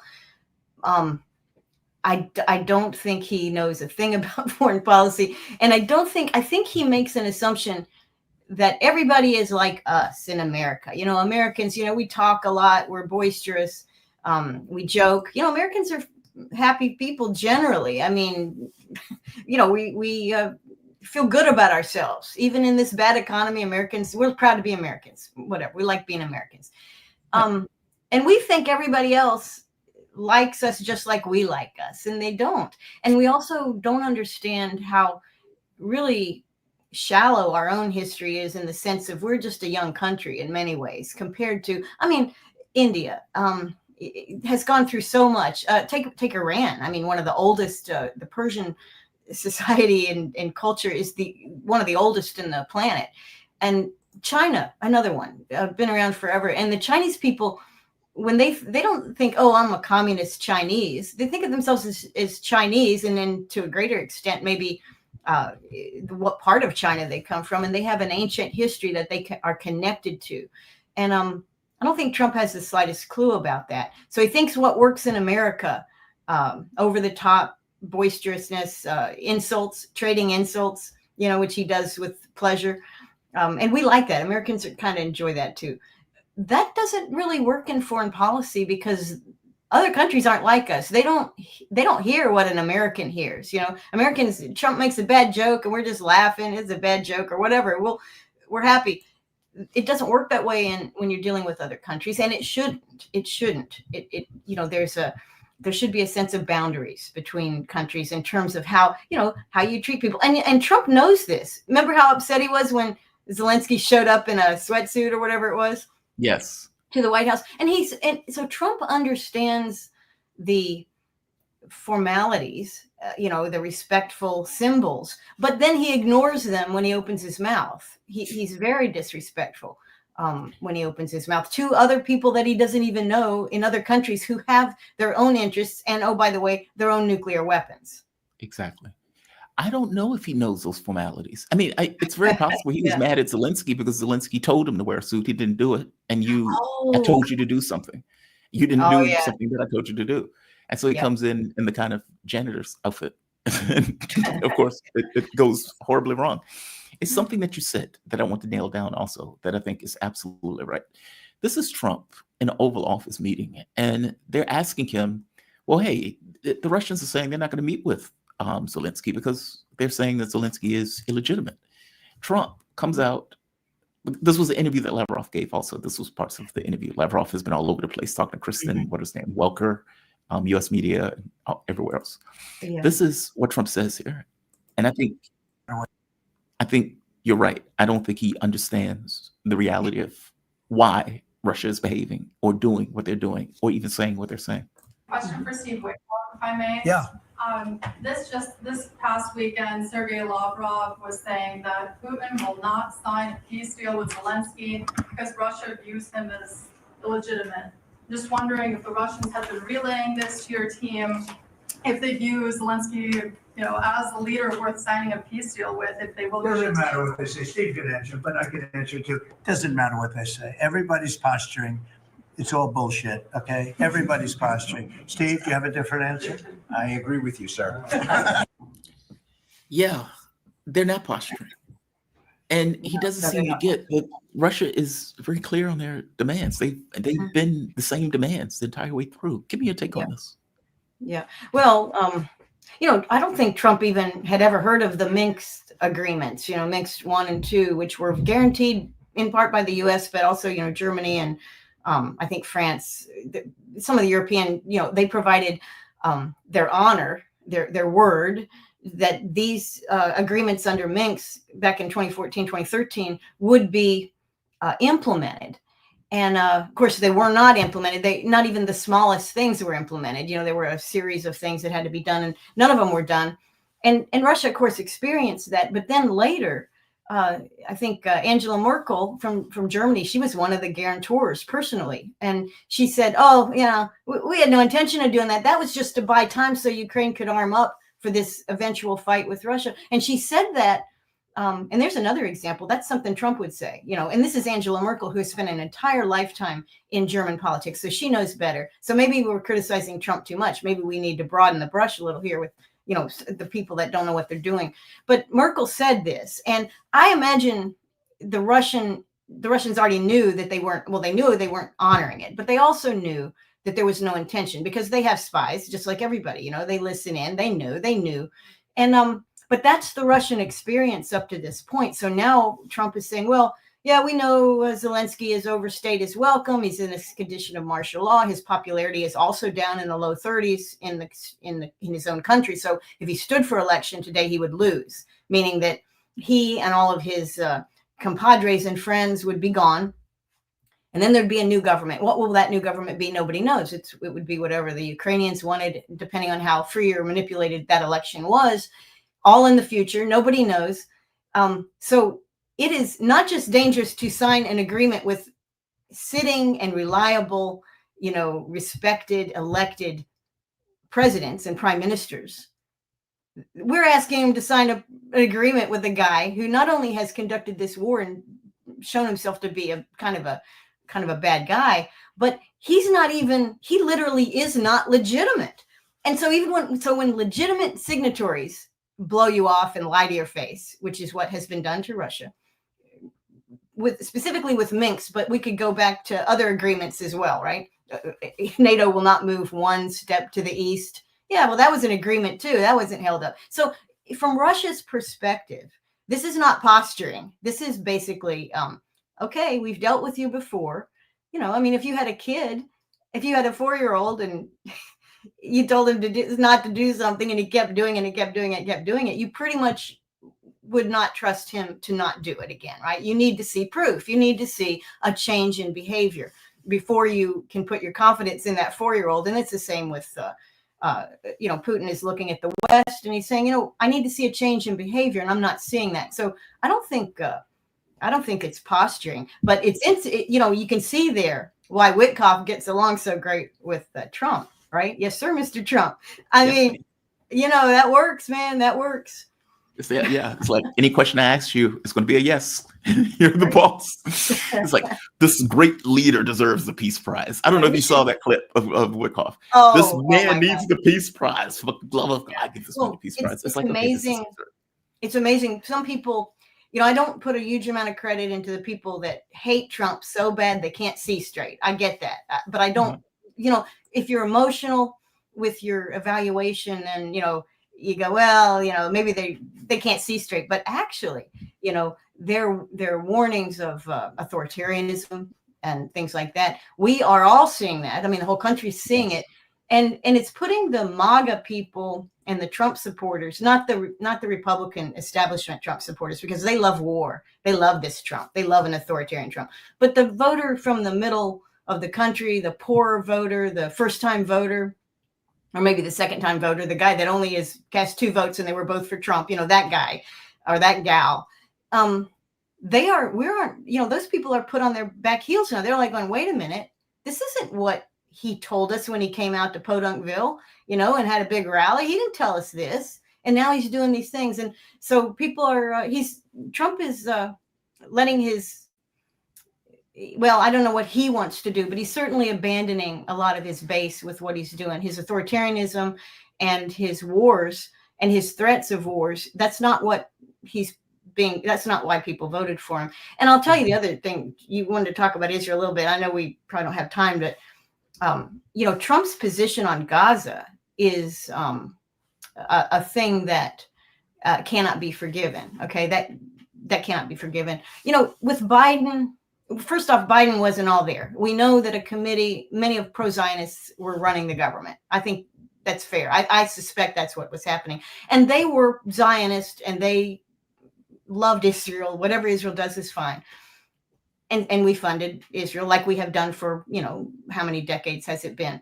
Unquestionably, with we don't question it. We don't put conditions. That's what we did. But Trump used that dissatisfaction to some extent to attack Biden or to attack Kamala Harris. And yet, not even 6 months in, not even a few months in, what was he doing? Oh, we're going to wipe Gaza off the face of the earth, and we're going to put a Trump Plaza in there or something, a Gaza Renaissance. I don't know. But Riviera on the Med. So, and he goes back and forth on so many things. He has not really gone back and forth on Gaza. He has been locked into Netanyahu's will and wishes on Gaza, and all of the blood and the genocide and the starvation and the destruction itself, not just of Gaza, but of Israeli society. Nobody travels to Israel. Nobody buys Israeli products, and they're not going to. Long after this is over, they're not going to. Israel has proven itself to be a pariah. And yet Trump has not varied 1 millimeter on his position. It is pro Netanyahu. In fact, you could imagine if Netanyahu was jailed or whatever, or somebody else was elected the prime minister, that Trump might still support Netanyahu. It's almost his relationship is so close. Anyway, this is a betrayal of not his donors, not a betrayal of his rich Zionist donors, but it is a betrayal of his voters. And the voters put him in office, not the donors. The voters showed up for Trump, and they didn't show up to Trump so he could continue the genocide that's going on.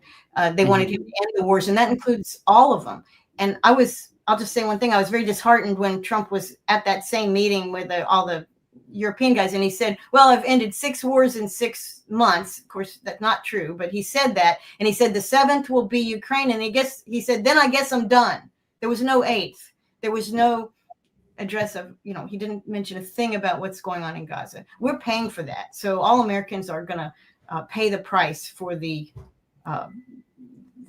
evil that has been done in our name, really. Yeah. So this is a real problem, and Trump is disconnected from that. So yeah, foreign policy, and he loves foreign policy, yet it's the thing he knows least about. To be fair, he's not wrong, because it's not a war, it's a slaughter. Yeah, that's true. A war is against militaries. This is just slaughtering women and children. It's a military slaughtering mainly unarmed people. Yeah. I mean, some of these guys, the videos that come out with them having heavy machinery shooting at civilians, it's just outrageous. Well, 2 questions. Yeah, go ahead. No, please. No, I mean, the guy there was a military guy, I can't think of, Aguilar, lieutenant colonel, another lieutenant colonel, but he just retired this year, I think. And he went to work for the Gaza Humanitarian Foundation, which was a government created deal, to not really do anything. To do everything with weapons and not really help people. Who knows what if it didn't work, it never intended to work. Anyway, he's a witness. And he came back and witnessed, on a number of media, but I saw him on Tucker. He did a long sit down there, 2 of them. But what he's describing is what you said. It's a military slaughter. I mean, it's people play fighting. It's almost like these are targets. These are little targets and big targets. Here, can you get the little target? Can you shoot him in the elbow? Can you shoot him in the head? Different. It's very inhuman and inhumane. And of course, that's one thing. If it's happening around the world, we have nothing to do with it. We are funding it. Trump is paying for this, religiously paying for it. I hate to use the word religiously, but first thing he did was give Israel more money. That's one of the first things he did, more, and that's on top of what we already give them. That's on top of what we already gave them. So it's a real shame, and I think he's betrayed his base with this for sure. Speaking in context of this betrayal, and okay, I'm going to ask 2 questions. One on Ukraine, and we can end the part for the Ukraine, but I want to bounce there to get one in. What time do we have? Yeah, we have time. All right. So on the Ukraine front, does Trump realize that security guarantees that the U.S. would invest? I mean, that's assuming Europe can scrounge up Europeans to feed to the Russians in the first place. Mm-hmm. But does he realize that that's a trigger? The Europeans are using that as a trigger to get the Americans into the war. This belief that, well, if we feed X number of Europeans into a Russian wood chipper, that the U.S. would have to get involved. The U.S. will obviously get involved in order to back us up, meaning that's their belief. Yes. Whether that's true or not, I don't know. But they're using it as a trigger for a larger war. If a peace deal is signed and there's, I don't know, a false flag that all of Europe is like, Russia did it. Russia obviously did it. They obviously blew up their own pipeline. Yeah. And then the Americans are like, okay, well, we have to go with the European media and the Ukrainian media that's saying that Ukraine only lost 8,000 people over this year as opposed to the 500,000. Yeah. Like, it's that part. Does he get that they're using that as a trigger in order to drag the U.S. into the war? If people who defend Trump and really think that he has great talent in what he's doing, and there are many people that still do, they'll tell you, oh, he's 4D chess. He understands how to negotiate. He knows when he's being taken for a ride. He's from New York. He's dealt with the mob. He dealt with New York government. He knows how to deal with people that will manipulate. He's a manipulator. So a manipulator knows that when he's being manipulated. That's what people would say. I don't believe that's true, because I don't think I think Trump likes money, and he thinks in Washington, like, he loves his tariffs because the short-term impact of the tariffs is people pay you tariffs and money goes into the treasury, and it looks like you're quote unquote making money. There are long-term impacts of tariffs which are going to harm. Well, I'm not saying this because I know what's going to happen here. I'm just saying every time when tariffs are used like this, they always come back to bite you. They bite your domestic people. They reduce their quality of life. It's just that simple. But he looks at it, well, government made money, so I made money. He thinks government's like a business that he might run. Right. So his understanding of war, I mean, how did he bribe the Europeans to even agree to maybe talk to the Russians? He said, well, I'm going to sell you a bunch of arms. I'll increase the amount of arms that I sell you. And then he goes and tells the American people, well, we're making money off of this because we're out of the war and we're selling more weapons than ever to European countries. They promised to buy $1 trillion, whatever it was. That's not 4D chess. That is Trump not truly understanding the economy, not truly understanding economic principles, and also not truly being anti-war, which is, he got a lot of anti-war votes. He pulled them from all the parties. He pulled them from libertarian anti-war, Republican anti-war, Democrat anti-war. All the anti-war people said, well, this guy, we might be able to take a chance here because he really talks like he wants peace and he wants to pull back and bring the troops home. And that vote is consistent. That group of voters votes for the person they think will bring the troops home. We've been doing this for how many years now? 50 years we've been voting to bring the troops home. And we never get what we want. We didn't get it with Trump either. But that's because Trump isn't really a man that believes in peace, in the sense of peace is so important. We will have to reduce the size of the Pentagon? How about we just cut it in a quarter? You know, he did talk initially. You remember he threw a bone to his people about his peace people.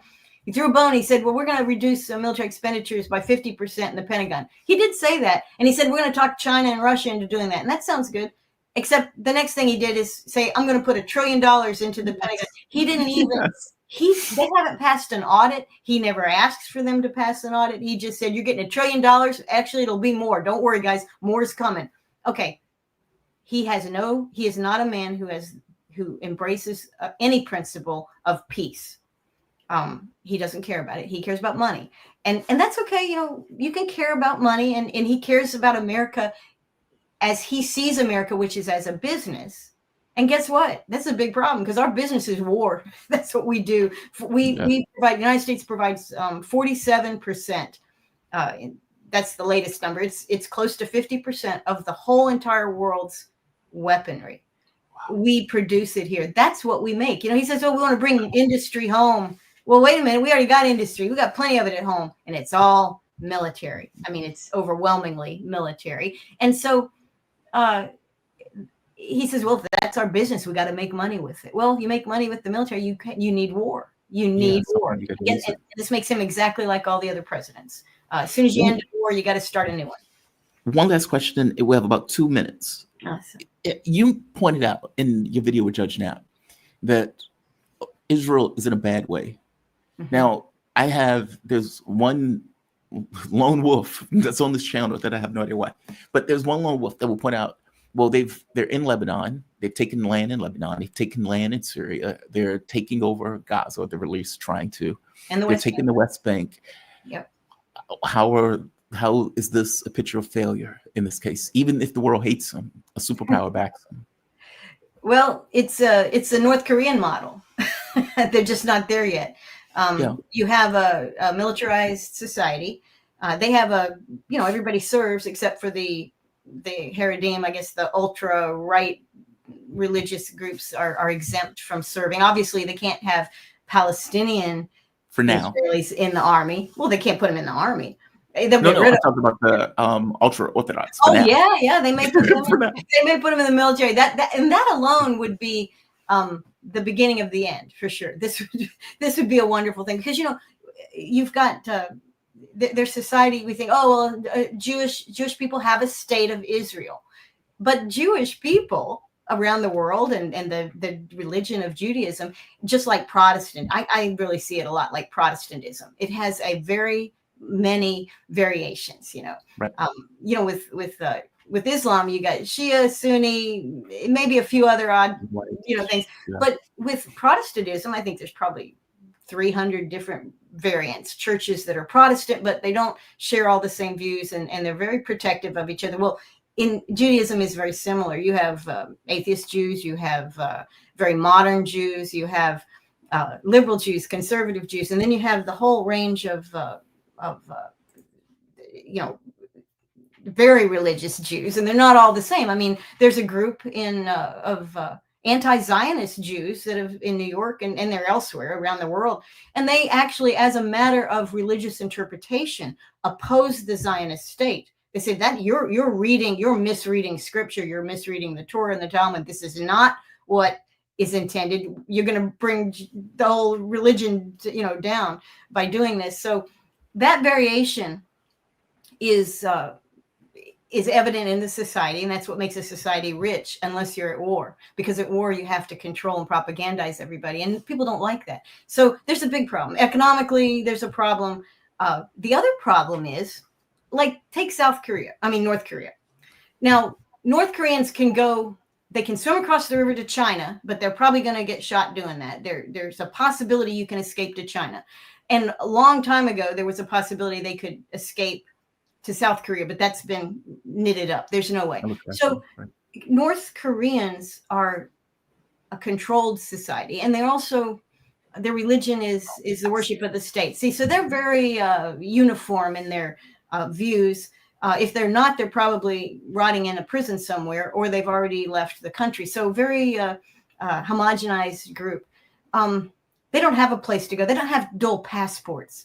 But Israelis because it is a global, diaspora, and relatively wealthy. There's not a lot of poor farming Jews anymore, like there were, 100 years ago. They don't exist. They're urban. They operate in the modern society. They make money. They travel. They have dual passports, all of them, some triple. So when they decide that Israel's not working out, they can leave. And it was very interesting when the Iran 12-day war supposedly was there were so happening. many that left. Yeah. Yeah, but what was one of the very first things? I mean, it was the second day of the war, and Netanyahu says nobody's leaving the country, none of you guys. And people, what were they doing? They were renting small boats and going over to Cyprus and other places. So Israel has a big problem. Their own people aren't happy with occupying Lebanon, murdering the West Bank people, genociding Gaza, taking over parts of Syria. That is a prescription for constant conflict and constant war. And, the Zionist origin story is very much a story of Jewish fighters, Jewish terrorists. They're very proud of that. The fact that Jewish people can fight. But that is a new interpretation of what it means to be a Jew. That is not, I think, what most Jews are totally comfortable with. Their IDF alone has been criticized as being poorly trained. That was one of the things that Lieutenant Colonel Aguilar said. He said, if you wanted to fix Gaza, one of the first things you would do would be train the IDF on how to conduct the operation that they've been tasked to conduct, instead of shooting kids, instead of blowing up hospitals. There's ways to move people around. It's not necessarily right, but if the state wants to do it, you can do it in a better way, and you can do it in a horrific way. And part of why Israel's doing it in such a horrific way is because they don't know what they're doing, and the IDF is poorly trained. So all of this, in addition to the economic boycotts, in addition to bankruptcies, the southern port of Eilat has gone bankrupt now for probably the third and final time. It's not so big problems. Think about the rebuilding. Think about what they're going to come to the United States and say, here, we need the money to rebuild. None of this is a prescription for a healthy state that has 7.3 million Jewish people and a couple million other people who live there and clean the pools. Lieutenant Colonel Karen Kwiatkowski. Did I get that last part right? Kwiatkowski? Yes, that's good. Excellent. I always like to get people's names right.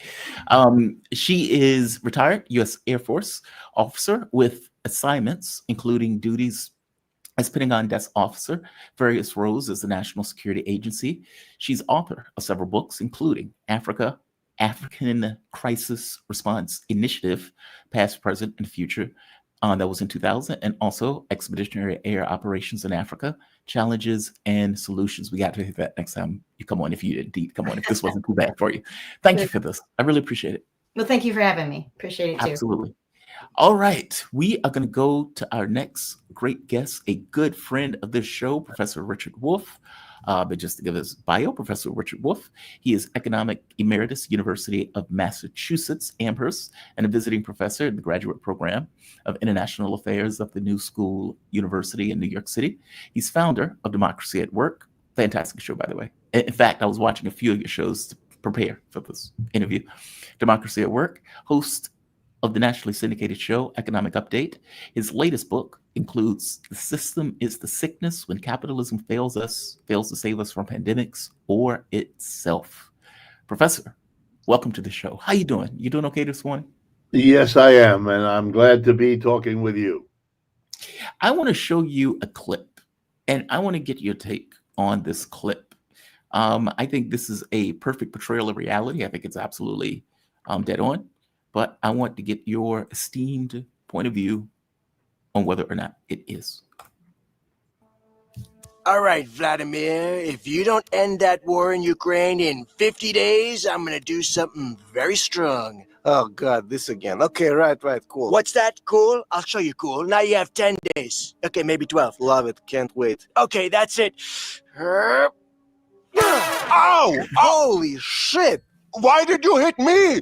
Why did you hit me? Look, somebody's going to pay the price for Vladimir not listening to me, and it's not going to be me, all right? But he is also helping Russia. More than I'd like to, less than I could. Yeah.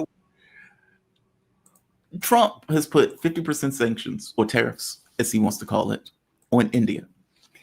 He has not done this to China, by the way. And part of the reason and rationale for doing this is, A, we don't want you buying somebody else's oil, because we would prefer sometimes to sell you oil, but we definitely don't want you buying from the Russians. The Russians are in a war that we're trying to, quote unquote, stop, despite the fact that we started it, we perpetuate it. Trump could always walk away. But it's India's or apparently Modi's war. Also, we don't like the fact that you're buying Russian weapons. We don't like the fact that you're not opening up your agriculture markets, which is going to destroy your agricultural markets. We don't like these things.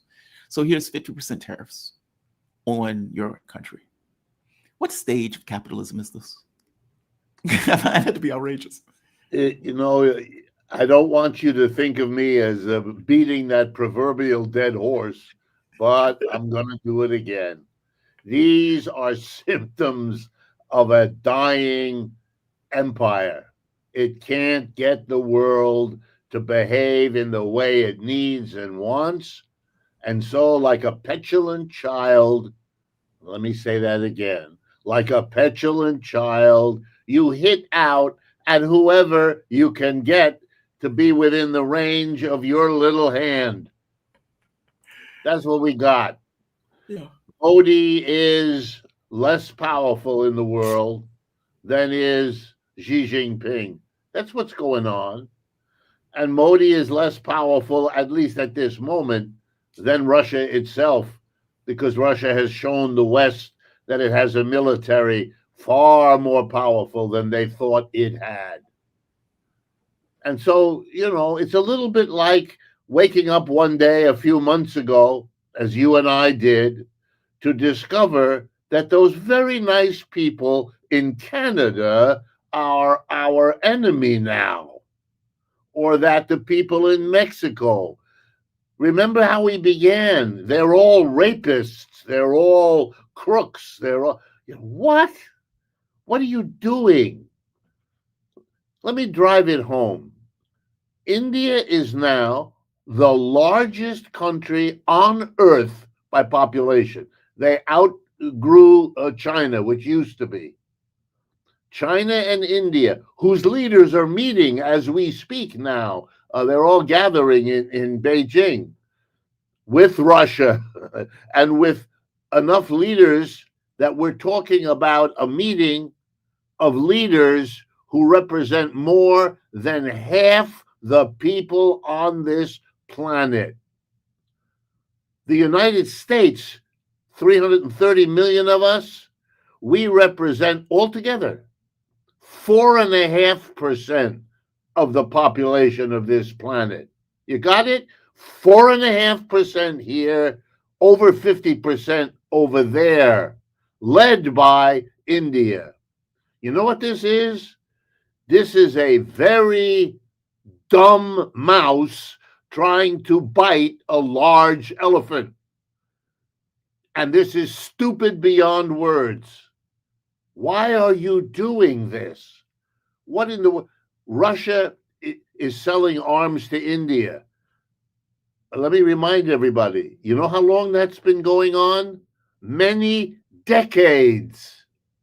That's not something new. That's not something extraordinary. And since Russia sold weapons to India, India in return sold things to Russia.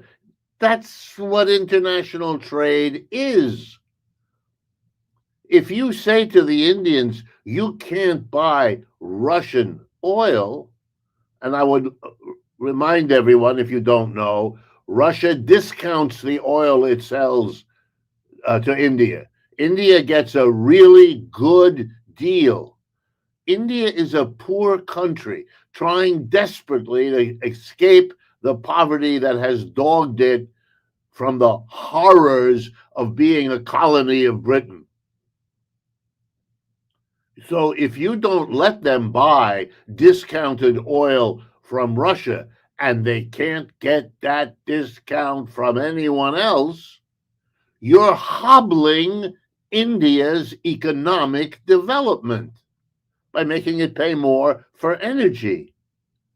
I mean, This is an assault on the number one priority that the Indian government has committed itself to achieve to its own people, which is the most rapid economic development possible for us.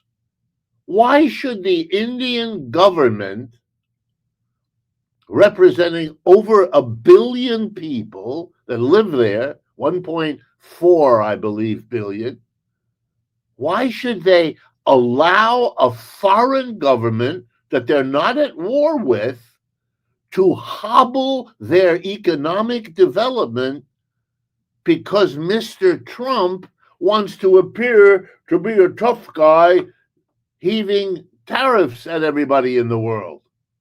And I want to remind everyone one more thing.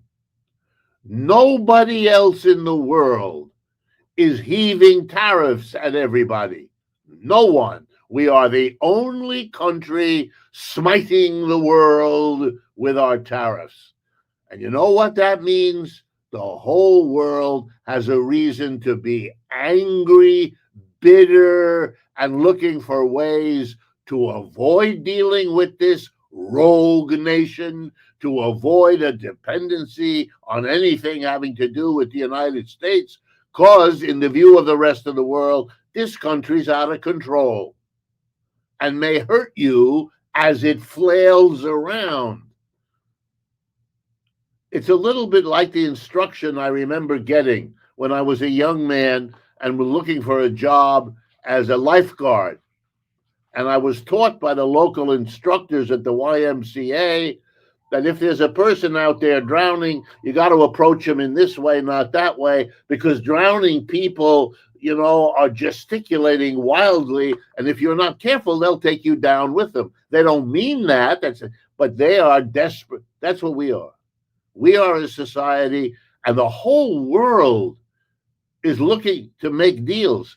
This weekend in Beijing, China, the leaders of more than 50% of this planet are going to be discussing, among their other topics, how we can work together to get around the damage that this weird Mr. Trump is imposing on the rest of the world. And they're not unaware that as Mr. Trump is doing that, no one inside the United States seems to be holding them back. And they're all noticing. The big banks in New York, they're not saying anything. The big corporations that they deal with, they're not saying anything. They may not like what Mr. Trump is doing. They may see the dangers, but they're politically nowhere. And that means you got to worry if you're Indian or Chinese or Indonesian or Nigerian or Paraguayan. You got to worry that something has cracked, something has really changed inside the United States. And from being the world's protector, the world's umpire, they're becoming the world's biggest rogue, dangerous place. And I can see it already all over the world. I study that stuff. I read foreign newspapers every day. It is amazing what's happening. The only thing more amazing is the denial inside the United States that that's what's going on. It's, yeah, I guess denial. You see a few financial channels that point out this doesn't seem to be in our best interest, but there's no political, but there's no political push for what Donald Trump is effectively doing at all. He's effectively. I think the Democratic Party is telling the people of this country, we're busy somewhere else. We got something else to do. We're going to fight an election next year. Look, much of the rest of the world is debating whether there will be an election in the United States next autumn. You know, Mr. Zelensky, as Mr. Putin likes to point out, Mr. Zelensky, his term was up last year. He forbade elections. This is a man who's doing, when we are busily arming and funding somebody who is not willing to risk what would happen if he put his people in a position of voting in secret about this war. Yeah. And the best guess of most people on both sides is that he'd lose. And you couldn't pursue the war anymore because he would have lost. So he won't have that. Well, Mr. Trump may be in the same position. If he keeps losing in the polls, which he has been doing, and we get closer to next November, what will he have to lose? Not much. Yeah. And if he's willing to send endless arms to Ukraine and endless arms to Israel, even as the rest of the world, including U.S. allies, refer to what Israel is doing in Gaza as a genocide, why are we surprised that he's now willing to send troops into D.C. or Chicago or New York or L.A., etc., etc.? It's always that way. It's what the phrase that was invented, the chickens coming home to roost. The man who sends guns everywhere, the man who funds what the Israelis are doing to children in Gaza, and then says he wants the war in Ukraine to end because people are dying. You know, that is so crazy that the whole world is saying, wait a minute, we got to stop dealing with the United States. That's what they're discussing all over Europe, let alone Asia, Africa, and Latin America. They are realizing that dealing with the United States now requires a change, because the cozy, few years Republican, a few years Democrat that we had since the end of World War II, great stability, foreigners put their money here because nothing scary happens here. Everything is very orderly. That's over. And we're only in the earliest stages of the rest of the world figuring out how to get around, how to undo, how to block the United States. And we're all going to be living through all of that. And it's not going to be pretty. And the people at the top of the United States, they're going to figure out how to hold on to theirs as the excrement flies into the cooling equipment. But the rest of us, we're going to pay the price. We already are. That's why we just learned we can't get vaccines for COVID unless we fill in some idea that Robert Kennedy has about what we should or shouldn't get. We used to have the choice, get a COVID vaccine, don't get one. Mr.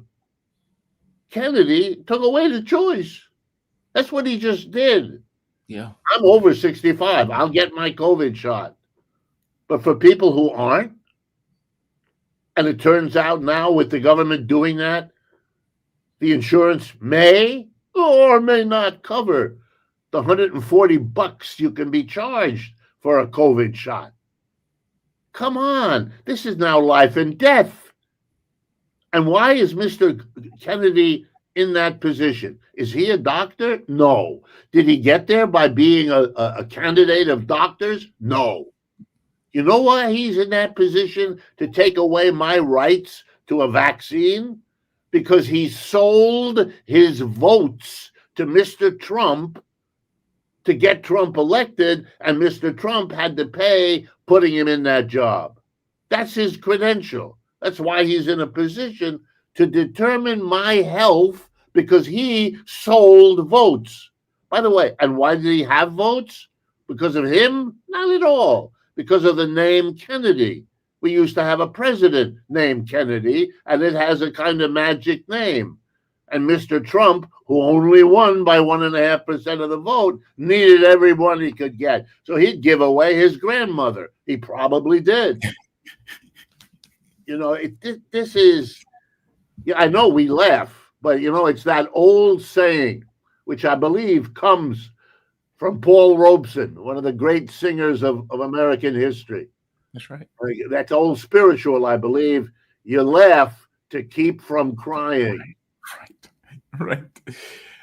Speaking of another professional that Donald Trump hired in the job, in this case in trade, this is Peter Navarro.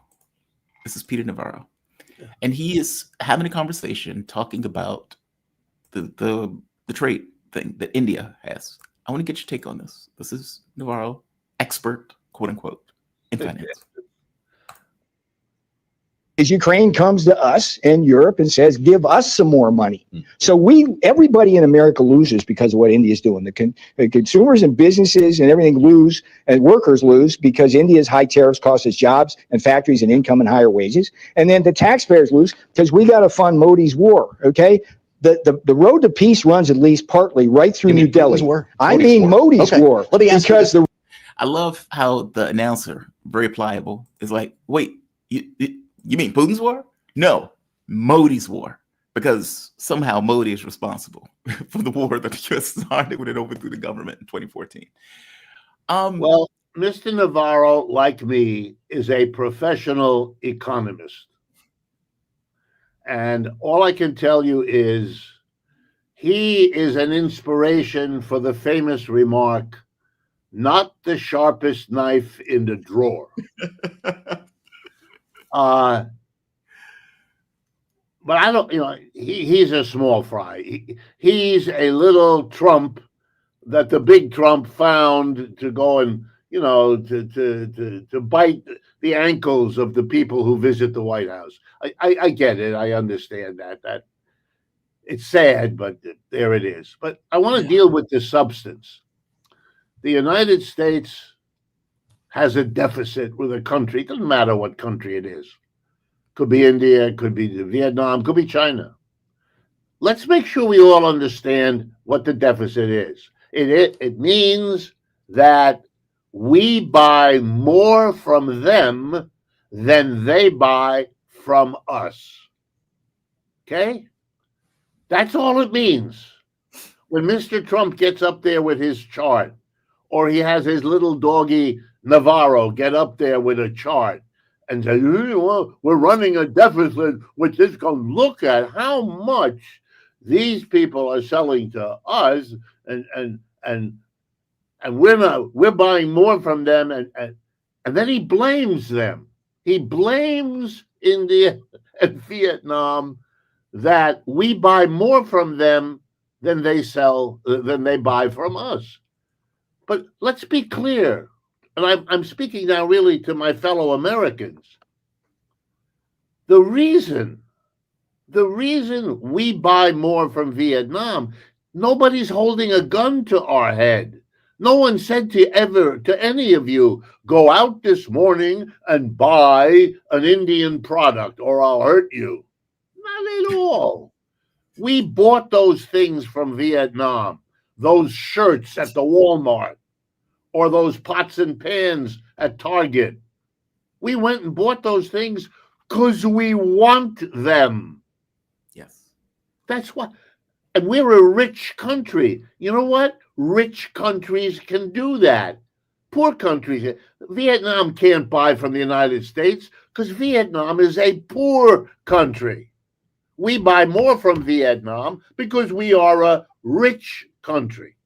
Only in Mr. Trump's, how shall I say this, remarkable brain would you blame the Vietnamese for not buying more. It's as if Mr. Trump went on the radio and said on the television, I'm very angry at America's poor people. You are not buying enough.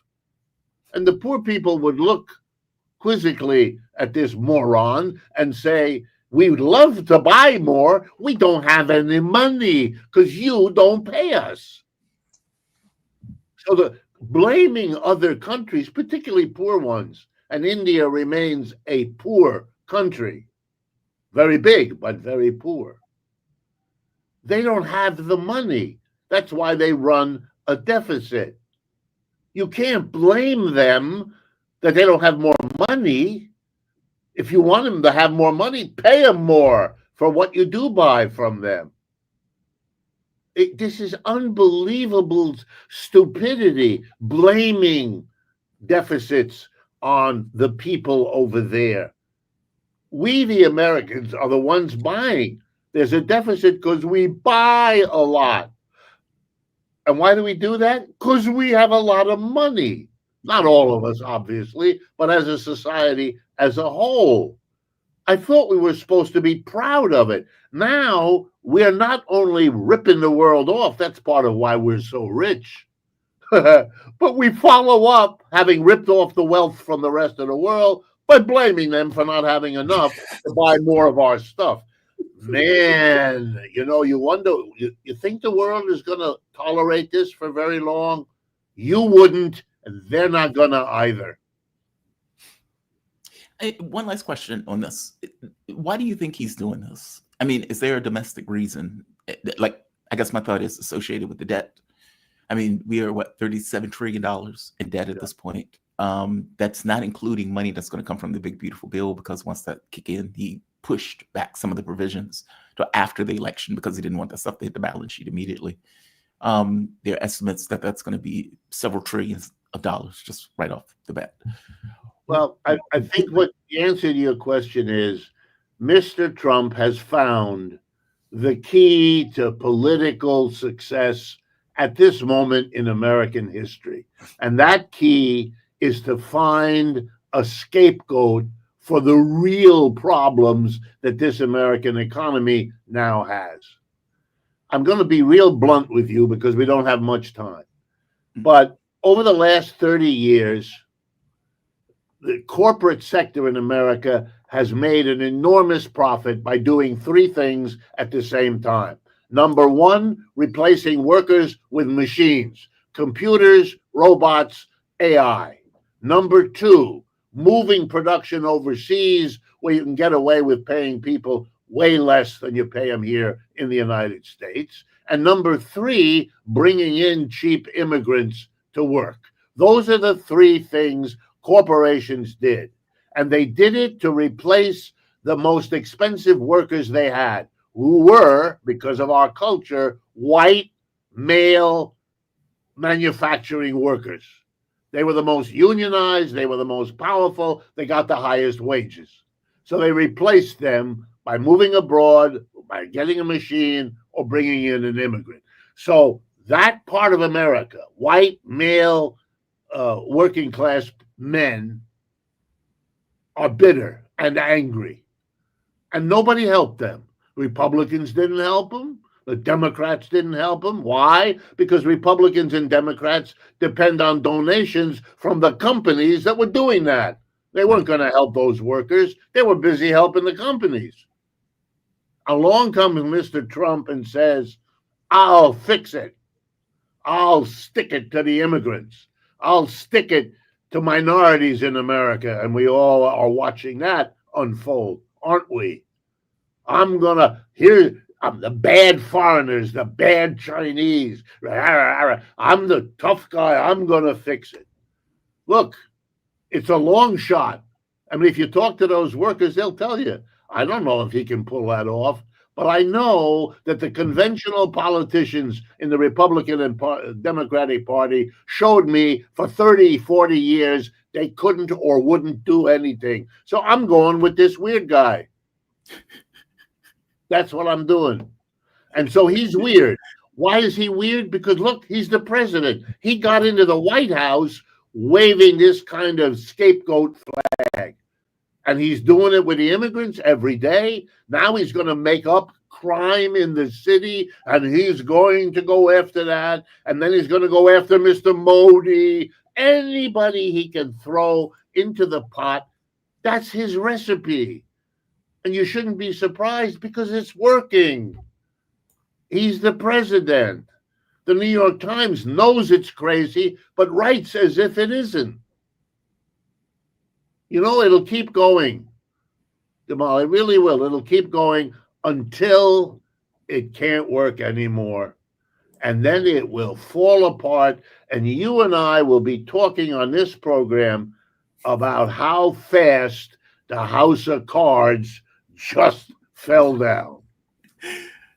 Professor Richard Wolff, thank you for this. Always appreciate your voice, man. I always do. Professor Richard Wolff, he's professor of economics emeritus at the University of Massachusetts in Amherst, a visiting professor at the graduate program in international affairs at the New School University in New York City.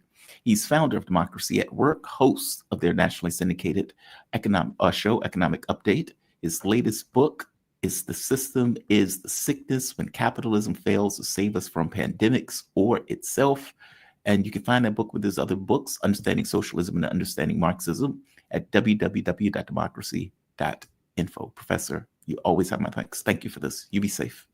You too. Thank you. Alrighty. All right. We're going to go from one good guess to another favorite of the show. I see her in the background. We're joined with Sarah Bils. How you doing, Sarah? Good. How are you? I am doing okay. I am getting stuttering, and I'm wondering if it's something that I did, and I don't know if there's a way to fix it. Hold on, give me 1 second. Let me see if I can fix this. That's not let me do it. That's not let me do it. I may not be able to fix it after the show. Come on. Video. Okay, I'm going to try to fix this now. Give me 1 second, because I think I know what's going on. I was getting stuttering with Professor Wolff, which doesn't typically happen. And I think this is what's going on. Give me 1 second. I'm sorry. No, go ahead. 12. I think it's this. And we're back. I think that's better. Does it work? It's working. It's just I'm getting my guests are freezing when they're talking. I don't think Jeff did. Oh, it may be the distance, because Jeff is like, no, but that doesn't make sense. Jeff was 2 hours away before it. Now he's 3 hours away. He's doing fine. It's okay. Let's light this candle. Thank you for joining me, by the way. Sarah Bils, host of DD Geopolitics. It's just going to bug me. That's all. I don't know what the difference is. There's something different about being here as opposed to being in Malaysia. Oh, okay. Yeah. I just don't know what that difference is. There was a camera flicker. At first, Jeff was like, yeah, when you're on this side of the world, you have to do this. All right, fix that part. And then I noticed that many of the guys were freezing, which doesn't typically happen. Maybe a little bit, but not that much. And then I was like, okay, what the hell is this? So there's something anomalous about being in this part of the world that it's not, let's say, my system setup is not necessarily frowning upon it. Yeah, but let's light this candle. Thank you for joining me. I always appreciate these conversations with you. And I always have the difficulty figuring out where to go to first. So let's go to Venezuela, I guess. Let's go to Venezuela. Or should we go to Russia first? Let's go to Russia first. Okay. Donald Trump has effectively asked China and Russia to join in with talks about denuclearization. Now, this is hilarious to me. You started a war. You have asked countries around Asia, like, hey, Australia, hey, South Korea, hey, Japan, are you guys ready to die for the dignity of the United States? And then you're like, by the way, let's talk about nuclear dearmament. So this is disarmament. This is Trump making this statement. I don't know what reception he thought he was going to get from this, but I'll give you the reception after I show One of the things we're trying to this question. One of the things we're trying to do with Russia and with China is denuclearization. And it's very important. One of the things I discussed with President Putin the other day, it wasn't just that, it was also other things. And I think the denuclearization is it's a big aim, but Russia's willing to do it. And I think China's going to be willing to do it too. We can't let nuclear weapons proliferate. We have to stop nuclear weapons. The power is too great. One of the things we're trying to do. Now, I don't know exactly when this particular quote was made, but I do know that was Tuesday. It's fixed. Excellent. I figured it out. I think maybe. Damn it, I don't think I did. Okay, so that was Tuesday. I wasn't sure because he said that once before and I wasn't sure. But Yes, I remember he said it back back, in June. it popped back up in the headlines. China gave a very swift response to that, which was, I will give you a second to try to guess what that response No. is. It was no. China rejects Trump's proposal for denuclearization talks with the U.S. and Russia. That was one of the things that the U.S. wanted to do, was try to tie Russia and China to those particular negotiations. Give me your take on this. I mean, what is it with him? Like, does he just not get our what's nukes are going not our nukes are not modernized. They're not up to par. The other day, the Russians made an announcement, either couple nights ago, they made an announcement that their entire nuclear arsenal has been modernized and basically is at the ready. So they have more nukes than us and a more advanced nuclear arsenal than us. So instead of advancing our own, or it's going to cost us billions to modernize ours, to do the updates to everything, it's just kind of the smoke and mirrors to say, you know what? We should just denuclearize. You know? If you can't beat them, try to get them to give up their weapons. Plus, China is making nukes at an astounding rate and building factories to make even more. So they will be caught up. I think they said by 2030, they'll be caught up to us. So it's that we can't keep up with their arsenals. We aren't modern. We haven't modernized our own. A lot of ours are out of service. So it's more of the well, let's say try to save some money this way. And you know, you get the bonus of the Trump Nobel Peace Prize, buttressing that sort of cause up again, you know, making Trump look like he's doing something for the world, taking us away from the brink of nuclear war. Yeah, I hear you. It's just a bit rich. That's all. And it seems that Trump doesn't quite understand how other people are seeing this, if that makes sense. Like, I don't think he gets that you are forecasting a war with China when you're quote unquote Asian pivot, and you are in an actual war with Russia. How do you ask them with a straight face to do this? I understand why. And I'll give you another clip that kind of makes this point. When Donald Trump was listening to right here. So, you know, Lavrov was giving interviews. And in one of the interviews that Lavrov gave, Lavrov pointed out that, look, we're not signing deals with Zelensky because obviously he's illegitimate. And they've explained this so many times that it's, you know, at this point, it's just automatic. Listen to what Trump says when asked about signing a deal with, about Putin effectively saying, look, I'm not signing a deal with Zelensky. He's illegitimate. Question for Steve Witkoff, if I may. Yeah. This past weekend, Sergei Lavrov was saying that Putin will not sign a peace deal with Zelensky because Russia views him as illegitimate.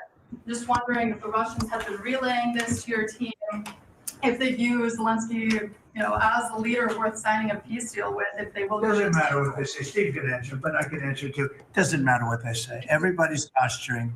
It's all bullshit, okay? Everybody's posturing. Steve, do you have a different answer? I agree with you, sir. Question for Steve Witkoff, if I may. Yeah. He doesn't get it. They're not posturing.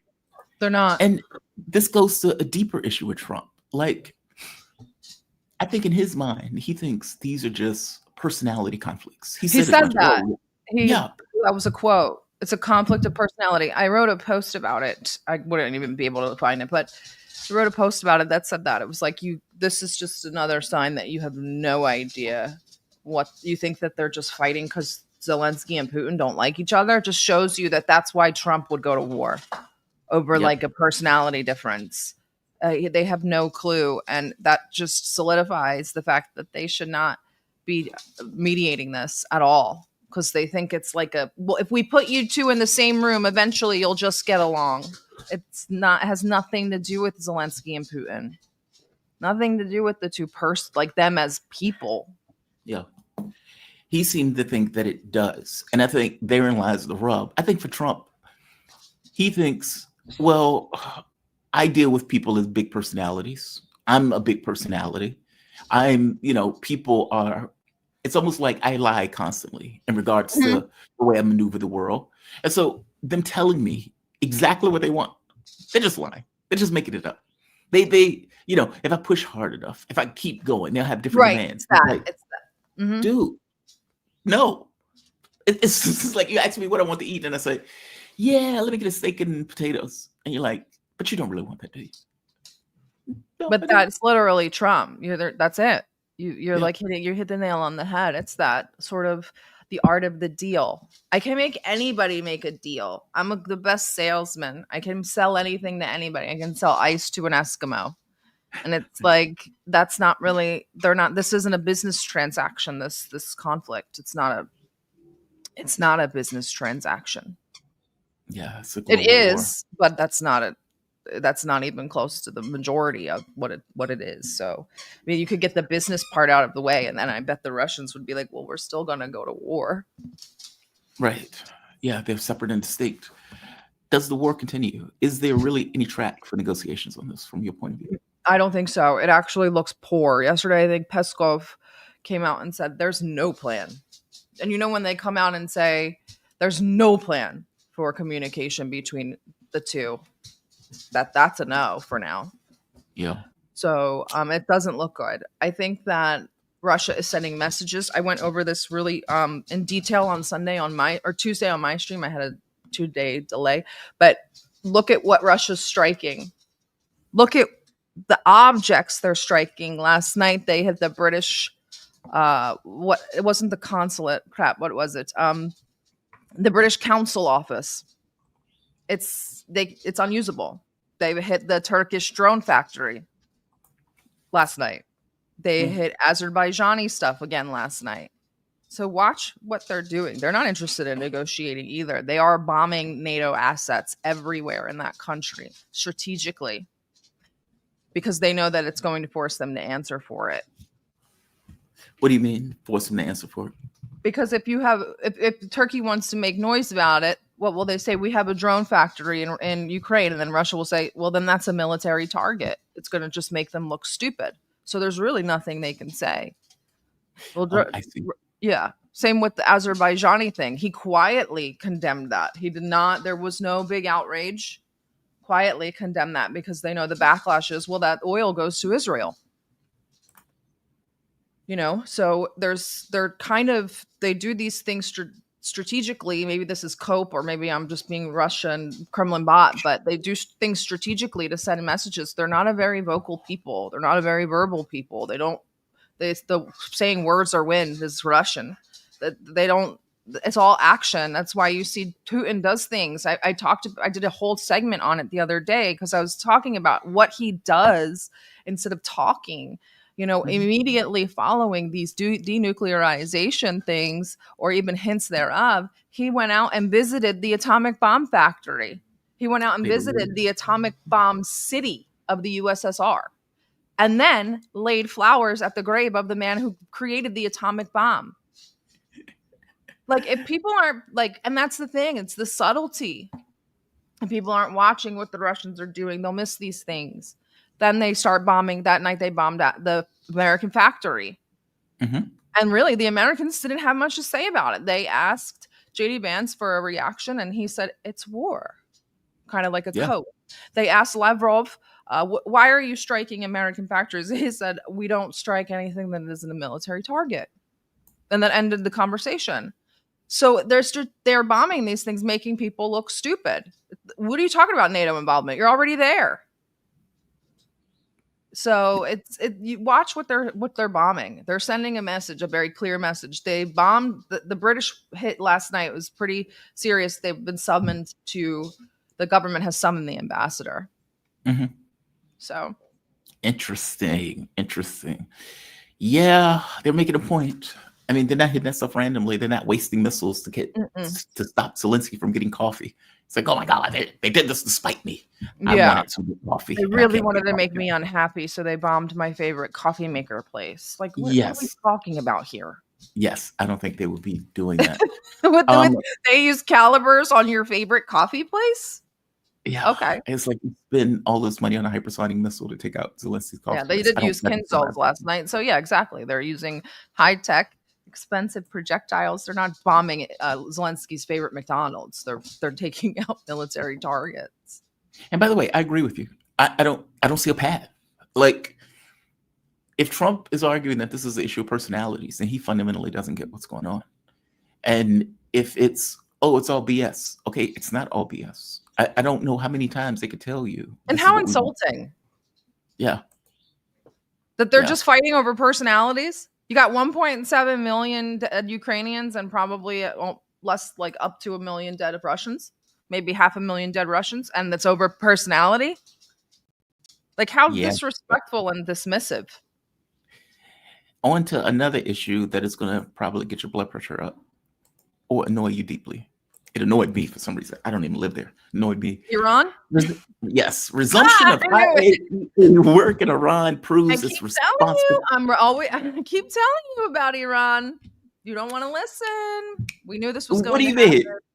You What do you always think mean? they're gonna like come out of the woodwork and just start like living up to the hype. They're not going to live up to the hype, dude. Wait, live up to what hype? What am I missing? You said live up to the hype. Yeah, they're not the hype of true promise. Like they're Oh. entering back, and the IAEA is back in the country. They've literally conscientiously said, yes, send the spies back into our country. Yes, they did. And just to make this point clear, since you're kind of hidden it, Iran's foreign minister, Arakachi, he says the decision to allow a team of IAEA inspectors into Iran was approved by the Supreme National Security Council and is primarily intended to supervise the changing of the nuclear fuel rods at the Bushnell or Bushner nuclear power facility, unquote. As for another one, you have TASS, which I don't know why Russia put it this way, but okay. Resumption of IAEA work in Iran proves its responsible position, according to a Russian diplomat. Get the F out of here. Proves suckers. Suckers. If you're going to take a stance and say we're kicking you out the country because, you know, you gave information over in order to get all these people killed, and nuclear scientists no less, then going back on it a few months later, it's nonsense. Nonsense. And groveling to the Europeans, by the way, where the Europeans are about to use and issue snapback sanctions. I was just going to say, not only that, they said they're looking forward to it, as in they can't wait to put sanctions back on Iran. And yet Iran is like, please take these sanctions off. By the way, the sanctions should never be put on in the first place. I mean, Iran stayed with the JCPOA. The U.S. pulled out.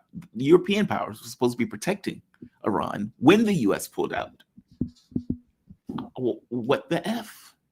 I guess Iran's going to have to learn, like Russia did, like international law does not exist. So participating in this nonsense is stupid and frivolous. Russia will do their little song and dance at the UN, but they don't take any of this stuff seriously anymore. As international law has been completely subverted and destroyed by the United States and Israel. So why is Iran like forcing itself to act within this framework? It's stupid. But it'll come back to bite them in the ass in the end. This will not bode well. Why would you let the IAEA back into your country? Russia barely lets them in to inspect Zaporozhye. Like, it's... Yeah, what do they have to gain on this? Like, that's the part that mystifies me. What do you have to gain in this? Like, ultimately, the European leaders, after you got attacked, they attacked you after you were attacked and blindsided. They didn't go after Israel. They said, oh, Iran, and their response is just horrible. They are about to put sanctions on you, even though you didn't do anything wrong. You were the party that was wronged. And the IAEA apparently gave over secrets, according to Iran, that got his nuclear scientists killed. So what the hell? The entire point of kicking them out the country was because they were spies. And now, what, you deport like 1 million people or whatever that number is. But bring back in spies that got you people. I don't get it. I don't get it. Like, help me on this. What am I missing? I don't know the plan. I don't know where we're going. Yeah, I don't get it. I just don't get their behavior. Like, is this the reformist government once again effing it up? Is this, I don't know, a plea believing that the Europeans are going to do something right? Breaking news. The France, Germany, and the UK have triggered the UN snapback mechanism by notifying the Security Council set to reinstate sanctions on Iran that were suspended under the nuclear deal. The sanctions will take effect in 30 days unless a new agreement is reached. European powers emphasize they are still willing to negotiate with Tehran. That's amazing. That's amazing. That So is amazing. you try to negotiate again in good faith. You let spies back into your country, and you have sanctions in 30 days. Congratulations, you've played yourself. Yes, sir. I don't get it. I don't know I don't either. I get really it. don't. I mean, it aggravates me just because it's like somebody would say you have no skin in the game. I would argue we all have skin skin in the game. Oh, jinx. right there. Right there. I think we all have skin in the game on this in regards to this kind of new world that we want to bring into fruition. Not even that. Even now I'm looking around and I'm like, I said to somebody, one of my colleagues that's more of a centrist or a middle ground person, and I was like, the time is coming where you will be forced to choose a side. And they said, by who? And I was like, the world. Like, there is a huge schism happening right now. The wheels are about to fall off. I think that's true also. This seems unsustainable.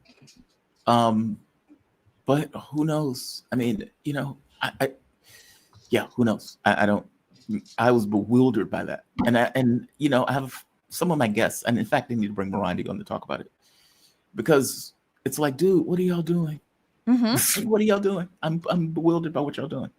All right, so the other story that I want to hit, by the way, when Russia is coming out saying, hey, this is great work by Iran, showing that they can't believe that. I mean, this is just propaganda for the rest of the world to try to say and Iran it's just an ambassador. Yeah. Iran is being a great actor. Yeah, Iran is being awesome. They're just kind of pointing out them being, I guess, that's the only positive thing you could point out in this, right? Oh, well, good for them for following the law. By the way, so this picture came up right here. Oh, the article. Yeah, I read that article the other day. G.I. Jane, who's Prego, and fighting in trenches. Let that sink in. I just want that to sink in. That's not even close. Like, if I actually wrote a post on this as well. Some of the other women on the front line they serve on the front lines up to 8 months, which is unheard of. On the front, up to 8 months. That is amazing. Like, that is amazing. That is breathtaking. How does that work? And I'll give you another one. This is a failed state. Like, this is not a feel-good story. This is like the story when people are like, this is Roger. He's 99 and he works at Walmart. And it's like, yay. That's like, this is not a feel-good story. We should not be proud of women on the front line at 8 months pregnant. Talking about, like, they're like, we have to save the country for our future generations. It's like, you need to go the hell home and put your feet up on a pillow. In the United States military, you're not allowed to, once you're confirmed pregnant, you're pulled right out of that combat duty. Like, you can't be even deployable after a certain like, it's 4 months, maybe 3 or 4 months. I don't want pregnant women on the battlefield at all. Like, you're there to do a job. Do I really want a pregnant woman ducking in trenches? If you are desperate, and even if you're desperate. But this is what they do, right? Instead of being like, we're so desperate that our women, yes, they're volunteering, but our women are on the front line well into their third trimester. And instead of saying, like, this is quite troubling, we're facing demographic collapse, it's, yay, girl power. It's so sick. Look how committed they are to their country. Yeah. Go die for feminism. That's a damn shame. Take your baby with you. It's crazy. Speaking of people who are having a bad day, here's another one. And I'm doing this to make a point. Here's another one where we are seeing people being interrogated by Darth Vader.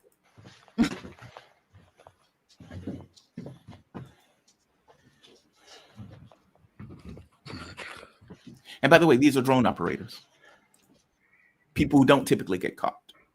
Сопротивлялись, сразу не сдались. Где блашники ваши? Блашники, где ваши?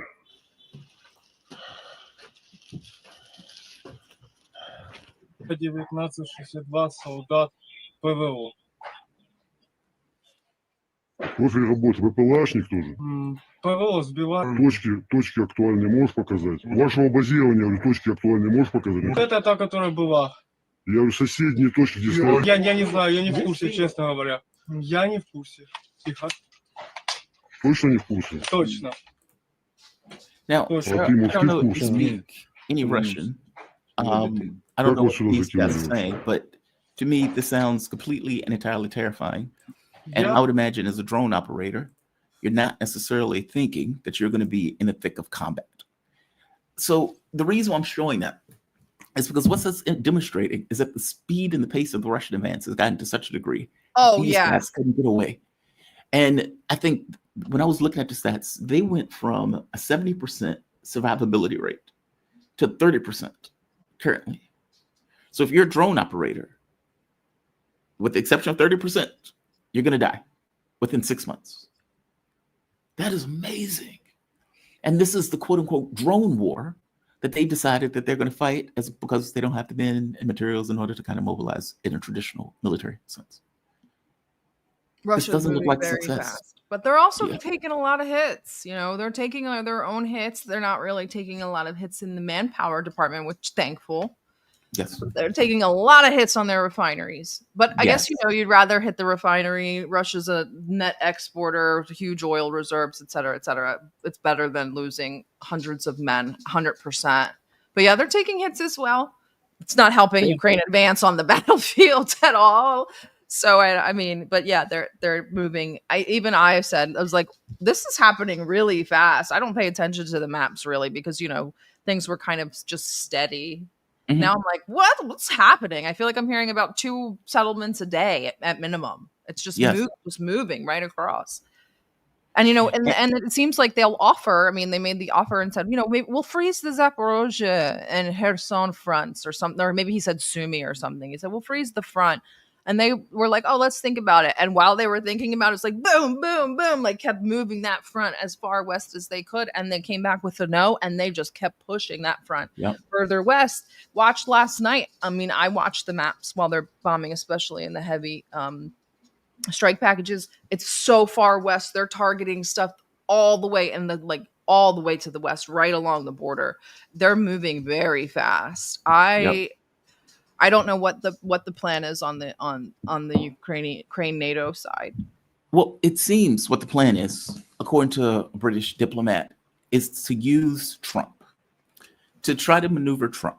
And so Zelensky, which I don't even know how that works. Every time Zelensky opens his mouth, he says he's not doing this and he's not doing that. But I'll talk behind the scenes in good confidence. And so the thought is, well, if we can convince Trump that Zelensky actually is open to peace, then Trump will be mad at the Russians. And if the Russians can convince Trump that they're open to peace, then Trump will be mad at Zelensky. And so the game seems to be who can leverage Trump. But I don't think the Russians care. They'll be like, go stay mad. We don't care. Yep. I think that's part of the plan. But I think Putin does care on some level, because if Trump walks or gets mad at Zelensky, that's a faster way to end the war. It won't because otherwise, why go to Alaska? It won't end. The war's completely privatized. Look at what Trump said the Tuesday or yesterday. He said, we're no longer putting money into this war. Right. And he's also said we're making millions and millions off of it. The war's privatized. The war is done for all intents and purposes for the United States. Not for our private sector, but for our public sector. The war is done. We're not giving them any more aid. That's what the UK diplomat said too. he That's the said Trump he was business like, plan. yeah, because he was like, yeah, the U.S. doesn't care that this is on Europe at this point, and it's like, is it? I mean, that's not the way the American public sees it. Like, even if that's true, the American public looks at it as this is Trump's war. Trump is president. The war's still going on. They know that the U.S. was deeply involved in the conflict. This is Trump's war. Even if he's privatizing the war, which I did see some of that stuff with, I forget the company, Planeteer, or whatever the hell the company is. There's another one. Yeah, Palantir. But the American public sees it as his war. Like, Trump needs to end the war. Trump needs to win. Trump needs these things. I don't know how Trump gets it. It's the catch. The thing is the optics. Trump has already accomplished what he really needed to accomplish in regards to Ukraine, which is to privatize that war, got the contracts in there. We've got Anduril, Elbit, Palantir all have full contracts in there. What does it matter anymore? He's just doing this for optics and the peace prize. Now it's just a pride issue at this point. It's just a pride thing. The war the war machine is rolling. They are fully connected and in line with Israel, and they are ready to rock and roll. Like, those things are in place. The intelligence sharing is in place. That's they're like unmanned sentry towers that can just kill people are down there. Like, there's all kinds of stuff down there. This war, for all intents and purposes, Trump did what he promised his shareholders he would do. But he didn't do what he promised us. Now the optics part is the part he's not going to be able to get, because nobody's going to agree to make it look like so like Pakistan, India, he was like, I did it. And India was like, well, no, you didn't. And Pakistan was like, sure you did. And then everybody kind of just memory hold it. There's no way to do that in this conflict.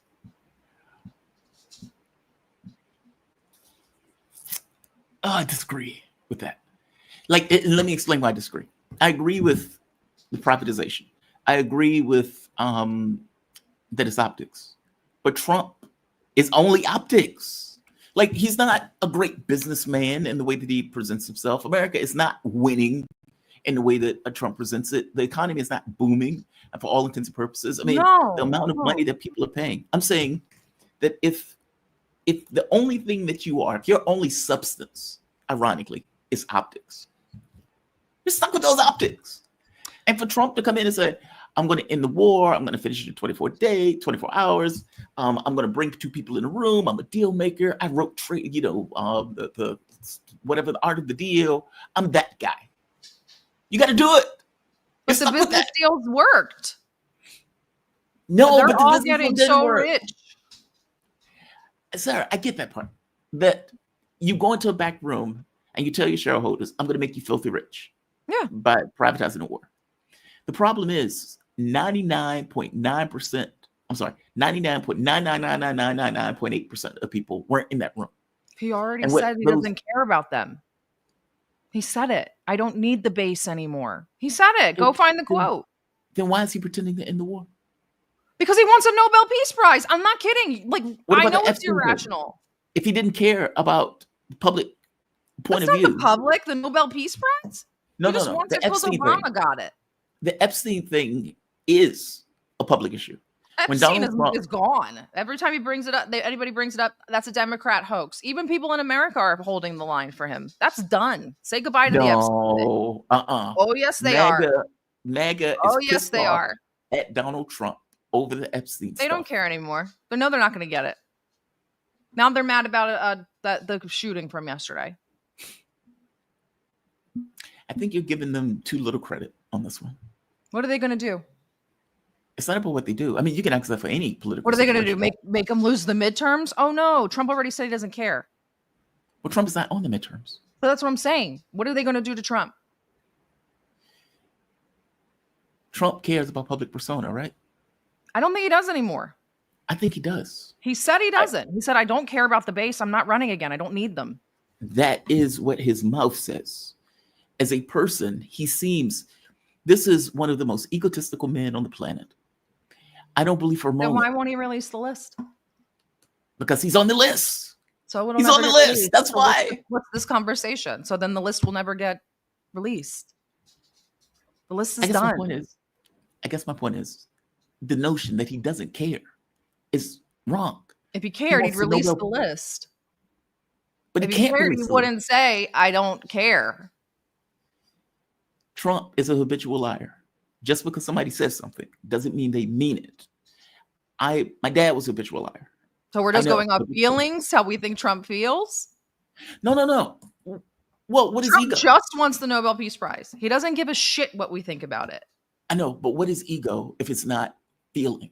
It's weakness. It's this notion that my ego needs to be fed. If that was the case, why do he have all of these sycophants that are effectively surrounding him? Oh, He Mr. doesn't have to President, care yes, about Mr. everybody else's opinion. He already has his yes men.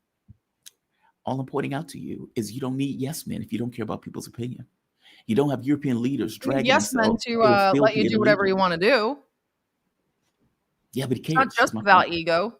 They're also retarded, all the people that work for the administration. So what else are they going to say? No. But feasibly, you have to be a realist and say there's nothing that anybody can do. The Epstein list will never be released.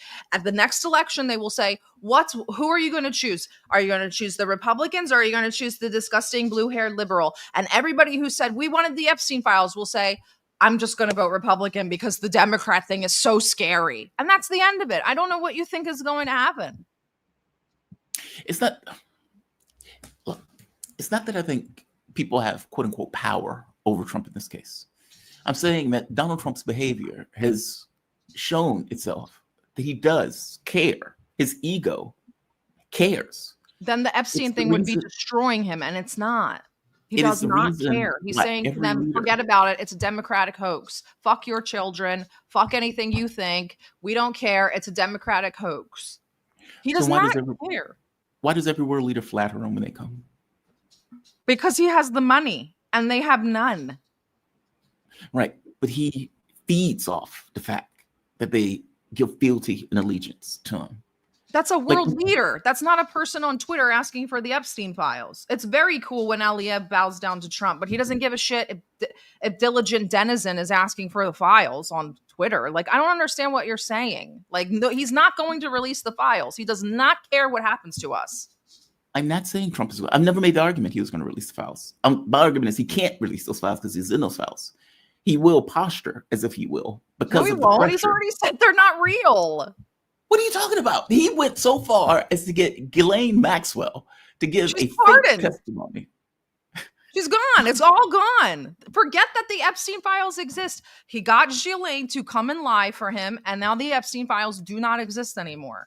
Like, I don't know what you're saying. But why is what I'm getting at. Trump could have just said, I don't care what any of you think, and just let it go. Meaning he could have just let He basically did. He lied to us and told us it was a Democratic hoax.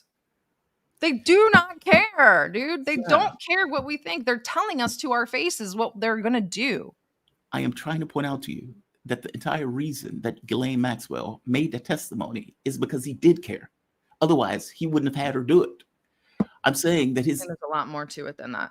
She wasn't just excusing him. She excused Bill Clinton. Which is surprising. That's no, it's not. Surprising. There's the deal.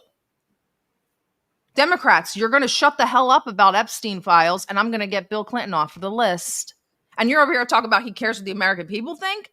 No, that was a deal. Are you kidding me? Not only was it a deal for the Clintons, it was the deal for the Israelis too, because she said Epstein never worked for Mossad. I know. I'm surprised that anybody would take that seriously, by the way. It's like, hey, you want this part? Once again, nobody takes it seriously. They don't care if we take it seriously or not. It's like, here's your slop. Be happy with what you get. Either eat it or go to bed hungry. That's it. Okay. Fair enough. I disagree. I have given examples of why I think all of these things indicate that he does care about public sentiment on some level. Whether or not he does anything about it is separate from that. But those examples are real. Those are real world phenomena examples of him moving to try to dissuade, undercut, subvert, slow down the things that people are effectively coming at him with. And I guess my point is, on Ukraine, you could say that he doesn't care. Maybe that's true if he wants the Nobel Peace Prize. Pride issue. Yeah, it's a pride issue at this point. It's like, I can't get these two. I can get these two to come to a deal. I can do it. If anybody can do it, it's me. Yeah, good luck with that. Good luck with that. You have to understand the reason for it before you can do that part. Sarah, Bless you. I'm sorry. I have a code. I got a code from Traveling. unsuspected flight. Yeah, it never fails. Every time. I do every I'm time. not going to acknowledge it. Damn it, I'm going to power through it. Oh, if I don't acknowledge it, it doesn't exist. It works sometimes with like baby colds. So it works sometimes. It's like a yogi sitting on the mountain freezing, and it's just like I'm just going to ignore the code. Yep. Thank you for this. I will fix this video stream at some point. I need to figure out what's going on with it. It started. I don't know what's going on. It had no issue with Jeff, and because I had no issue with Jeff, I'm beginning to think it's regional that the problem is coming in. My video stream goes to fine. I guess you were fine after about 5 minutes, but yeah, you were fine. Oh, I was freezing on you also? Mm-hmm. Interesting. See, I'm seeing you freezing. You're seeing me freeze. Okay. Mm-hmm. All right. That's going to be interesting to watch how this turns out. We'll see. Sarah Bils, host of DD Geopolitics. By the way, Sunday, yes. Sunday for you, Saturday for me. What time is it again? 5 p.m. for me? Okay, if it's 5 p.m. for you. 8 p.m. Eastern? See, it's different now because I'm an hour. It's an hour different now. And I didn't know Indonesia had a difference in time. My time is different now. All right. If it's 8 p.m. Eastern, it is 7. So it's 7 a.m. for me. That's fine. That's exactly what you said. Yeah. You said 8 p.m. Eastern. You want to do it an hour later, but that would be 9 p.m. No. 7 is fine. 7 is perfectly fine. Yeah, you owe me anyway. I've been waking up at 5:45 for you for months. It's your turn. It's your turn. 5:45? What do you mean 5:45? I thought you did the show at 6. I thought it was 6:30. 6:30, yeah. I got to be up at 5:45 to get my dog, get ready. Oh, okay. Agreed. I take no issue with it. No complaints. Okay. No complaints. So we'll see you on Saturday. We'll probably talk tomorrow or later today. Have a good one. Be safe. You too. Okay? You guys have a good weekend. We'll talk soon. Alrighty. It'll be fixed by then. All right. I need to figure out how to fix that. Am I freezing to any of you, by the way? I want to make sure that my stream is okay from your side. Let me know. Because your feedback is the only thing that I have. Sit bye, girl. Barack S. ruins the experience of your... You can always kick him off. I mean, look, there are times I put him in timeout when I see him going too far. AT720. Okay, I don't know what that means. Smooth on my end. Yeah, from my end, it looks smooth. Smooth video in Sydney. Yeah, I think it is smooth in Sydney. Wait, was Sarah smooth also, or was she breaking up? No freeze here. Wait, was Sarah okay? Dude, do you honestly believe that I care what a Nazi thinks about me? Come on, man. If rando Nazi says bad things about you, do you really care? I mean, what does it matter? It's rando Nazi. He impeaches himself by his own existence. I don't care. The camera types. Oh, wait. Jamal, you just freeze. Do I? Your camera froze a couple of times for just a couple of seconds, but good all the way through. Okay. All right. Well, I will try to figure out. Nazis hurt my feelings. I know, right? It's like, oh, this Nazi called me a bad name. I will crumble to the floor feeling some kind of way. No, not so much. Jamal sniffing like Zelensky. I know. I'm sorry. I can't help it. You just froze. Video is fine here. Okay. All right. Not at all glitchy. Okay. So I will check this after the fact and see what's going on. And I will do a little bit of research to figure out how this works here as opposed to back in the States or for the matter Malaysia. Let's go to chat. Jesus, we have a lot of them today. All right. That's a good thing. As I point out, always, you guys help support the show. The show wouldn't exist without you. You have my deepest appreciation for doing so. Many of these videos, I'm not going to say most, but many are demonetized. So you guys really do assist in doing so. You have a deep thank you for this. you support independent media. You can do so through PayPal, Patreon, Super Chats, Super Stickers, memberships, buy me a coffee. All of those things support the content. Let's go into the chats. It should be noted that high-tech industry in the United States is chock full of Indians who will still have connections with India. That is true. That is true, providing Trump doesn't turn around and kick them out of the country, which, who knows, right? Jamal, next time you're hanging out with President Trump, okay, maybe instead of discussing which cheerleaders are hot, as you usually do, it would be a good idea to suggest to think about decisions through. Next time I will do that. I will do that. I will do my best. When we are having the conversations about, hey, she's very attractive.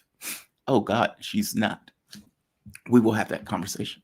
What's funny about that is I often get trash. There are times that stuff that you guys say that it is in my mind when I'm looking at something else. And they're like, oh, he's looking at Kalis and he's calling that white woman attractive. He only does that to white women. And it's like, dude, I typically cover Europe, Russia, and the United States. I go into Africa every so often, but we're not typically talking about African female leaders in that case, unless it comes up. It's like, you need to lust over more Black women. I was watching this woman from Britain. She was doing BBC. She basically, in fact, sure. She left the BBC because she said the BBC was effectively trash. And they were obviously biased. And in the context of being biased, she felt some kind of way that they were backing a genocide. And as I watched the video, I was like, wow, she's attractive. Now, if I was on the show and I would say, wow, she's attractive, that would be permitted because that is apparently a woman of color. My issue with Kalis, weirdly enough, to me, as I've read some of the tweets about, he's only doing that to white women. I was more mystified by the fact that the issue wasn't her race. The issue was that she was dumb. That's the difference. What's the point of being racist when the person is dumb? And a world leader that's dumb, which makes it that all the more dangerous, considering they're drones that potentially came through Estonian airspace, meaning Estonia's fucking around. I don't need to play this video because this is me playing a video lusting over somebody. And there's no point in that. That's just kind of gross. Kevin Wayne, Dijo, did you get Stephanie Kelton's paper I sent you? Yes. And I've tried to actually get Stephanie Kelton on the show before. MMT, Modern Monetary Theory. Look, I know a lot of lefties believe in that. There are extremes. And in the context of those extremes, you're functioning in a global economy that may not accept you doing that. Meaning it's one thing if all governments, or most governments, say, okay, this is our economic system and this is the system to which we're going to operate. If the US gets, $100 trillion in debt, they're not going to accept it. I don't buy that they're going to accept it in a way that MMT tries to say it will. Like they just can run the printing press. Understand the point. The point is right. This stuff is fictitious on some level at this point. But don't you need an allegory to real world physical matter reality? Like, yeah, I shut up because I don't know enough about it to even argue it properly. So I just shut the F up. But yes, I got your paper. I will even try to reach out to Stephanie Kelton to explain it to me. Because I have to be honest, I haven't hit this stuff in 5 years or more at this point. It's been a long time. Let's see, Sparky. And it's weird, right? You just know the stuff like vaguely. You remember the stuff vaguely. Sparky. In Enterprise, Alabama, there's a statue of, what is this? Ball weasel? There's a statue of Ball Willie, the insect which destroyed the cotton crop. Oh, I see, in the Deep South, forcing farmers to diversify their crops. Interesting. They're honoring the thing that made them better. Isn't that where? Isn't that well? I bet those farmers didn't think it made them better at the time. They're just like, this mother. Ultimately, improving the South's economy, perhaps BRICS will eventually erect a statue to Donald Trump, who is key BRICS success. They should. They should. I mean, put it this way, if Iran maintains itself, Russia ends the war, no war takes place with China, then at that point, where's your leverage? Like, they're doing all of these things in order to prevent BRICS from coming into fruition. But on a weird level, this bravado, this belief of Western exceptionalism, I keep saying racist people don't see the world clearly. And I have a few mottos, right? Racist people don't see the world clearly. Reality asserts itself. These are things that I believe, like gravity. There's others, but those are definitely two that I'll stand by.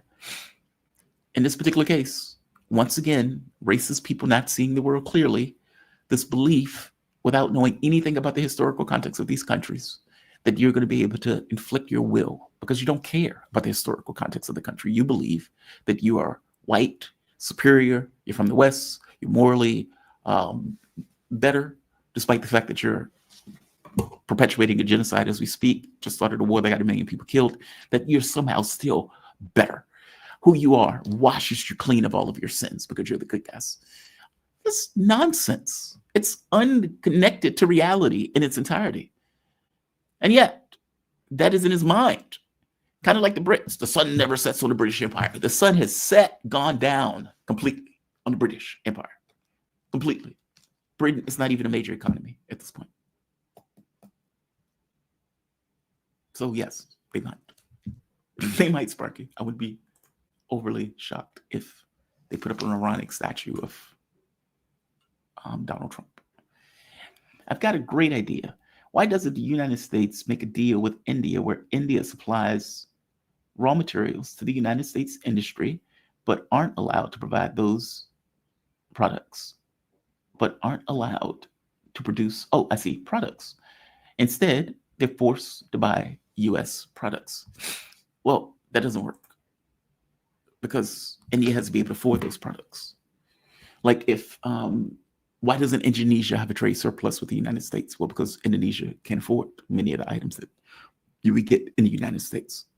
So there's a skew in regards to the economic capability of one country versus another country, which limits the capability of that country to buy US products. So even if they gave us the stuff, we built it in our factories. Okay, what does that mean? You're drawing industrial labor back into the United States, ideally, assuming.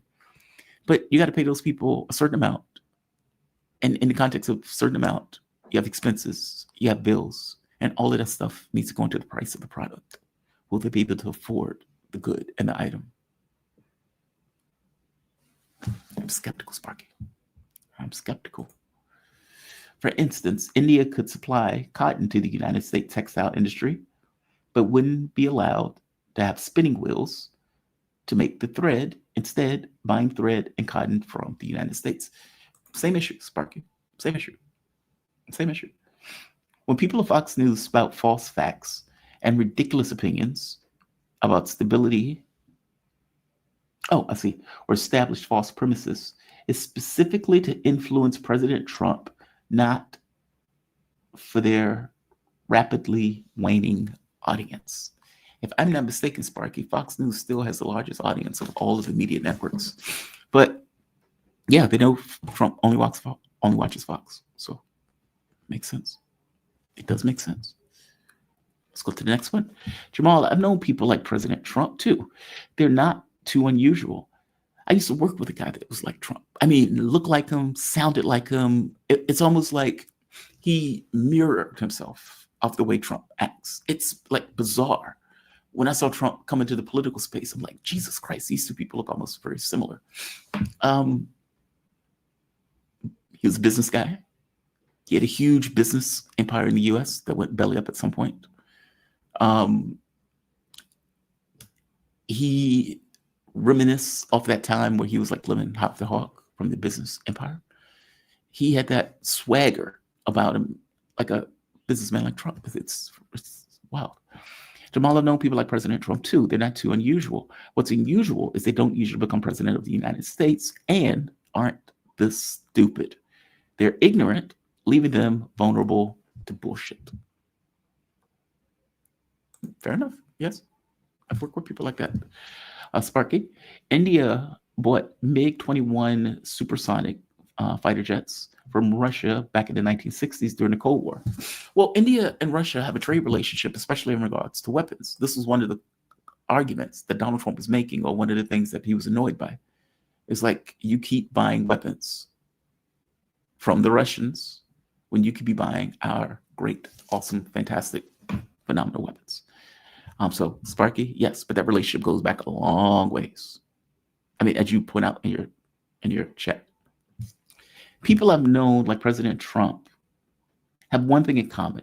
They rarely think more than 10 minutes ahead.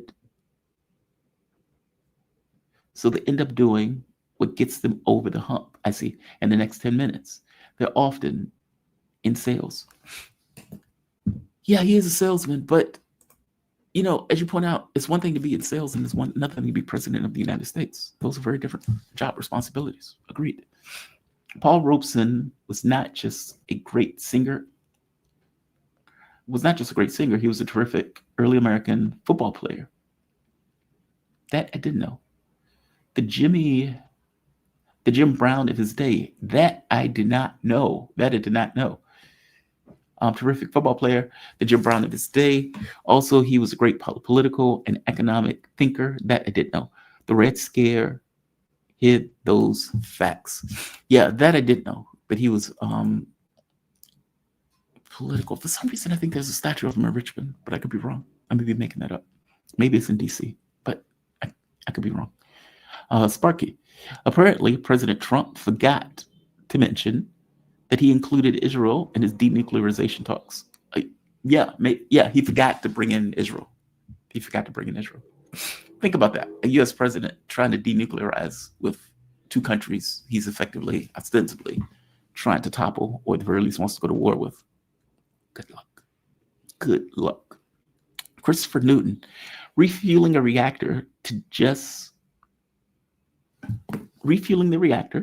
is just the tip. It's just the tip. Everyone is acting like the IAEA and Iran are expecting grandkids. I mean, why would you let them back in your country at all? If I, as Iran, put out the IAEA under Grossi was giving over information to the Israelis that they used to murder Iranian scientists. That is what Iran said. Not what I said. That's what they said. Okay. They didn't condemn the attack on us. That's what Iran said. That's not what I'm saying. Okay. Does reality matter? Does it matter? Meaning, the moment that you articulate something, you're kind of stuck with the thing that you've articulated. And I don't mean just in a linguistic sense. I mean, the things that you articulate as a country, as a society, as a civilizational society, has a reality backing it. Meaning there's a quantitative reality that backs the things that you are effectively putting out as a country. Usually, if it's Trump, not so much. It's just bullshit. If you're Iran, you would think that there's a reason and that there's a form and function that follows the thing that you just said. This thing has real consequences in the world, which is the reason why I am saying this particular thing. If Russia is saying, we are not talking to Zelensky because we find him to be illegitimate. Okay, why are they saying that? Because they find him to be illegitimate as a political leader because he's blown off elections using the stalking horse of martial law to do so. He just wants to stay in power. He's been locking up political opponents and all. They're saying that because it's legitimate, that they don't intend to let him sign anything. Maybe they have talks. They won't let him sign anything. The next leader can just blow it off. They know it. But beyond that, there's a formality in which politics is effectively waged, especially in negotiations. So again, they're saying something, and the thing that they're saying has a large effect in the outer world in a quantitative sense. I'm saying that if Iran is going to come out and blame the IAEA for getting its people murdered, not randos, like scientists, people who you actually need for your society to function, getting them murdered, and you're so outraged by it, which you should be, that you're kicking out the IAEA. God bless. I get that. That makes sense. That's a rational reaction to it. We don't want spies in our midst. This group of spies who didn't even condemn the fact that we were unceremoniously attacked, during negotiations. And the fact that they didn't condemn it gives context to who they are, meaning the IAEA. So no, we don't want these spooks, spies in our midst. You're out. Good day, sir. That's rational. It's a rational act. To turn around later and say, okay, spooks are now allowed back in, and they can check the nuclear tips. I don't care if they're getting a soda from an Iranian 7-Eleven. I don't care. They shouldn't be allowed back into the country, full stop. They've revoked their access to the country in the behavior that they did. What is the value of a life, for fuck's sake, right? Your enemy used information from this group to murder your people and for some level stage the attack that took place. Why do I have to argue this? It seems rational to tell that group to fuck off. It just does. I don't get it. I don't even get the counterpoint to this. Double up on that with the Europeans who are firmly in the pocket of the Americans. When you got attacked, they came around. It was like, Iran shouldn't be hitting Israel that hard. Are you serious right now? These are the people that you're going to negotiate with. These are the people that you were talking to. When Donald Trump pulled out the JCPOA, what did the Europeans say? The Europeans say Iran better stick with the deal. So wait, the US pulled out of the deal, but Iran should stick to the deal? Are you insane? This is the point that I'm trying to make. Every action that has taken place has only been to the detriment of Iran. Every action.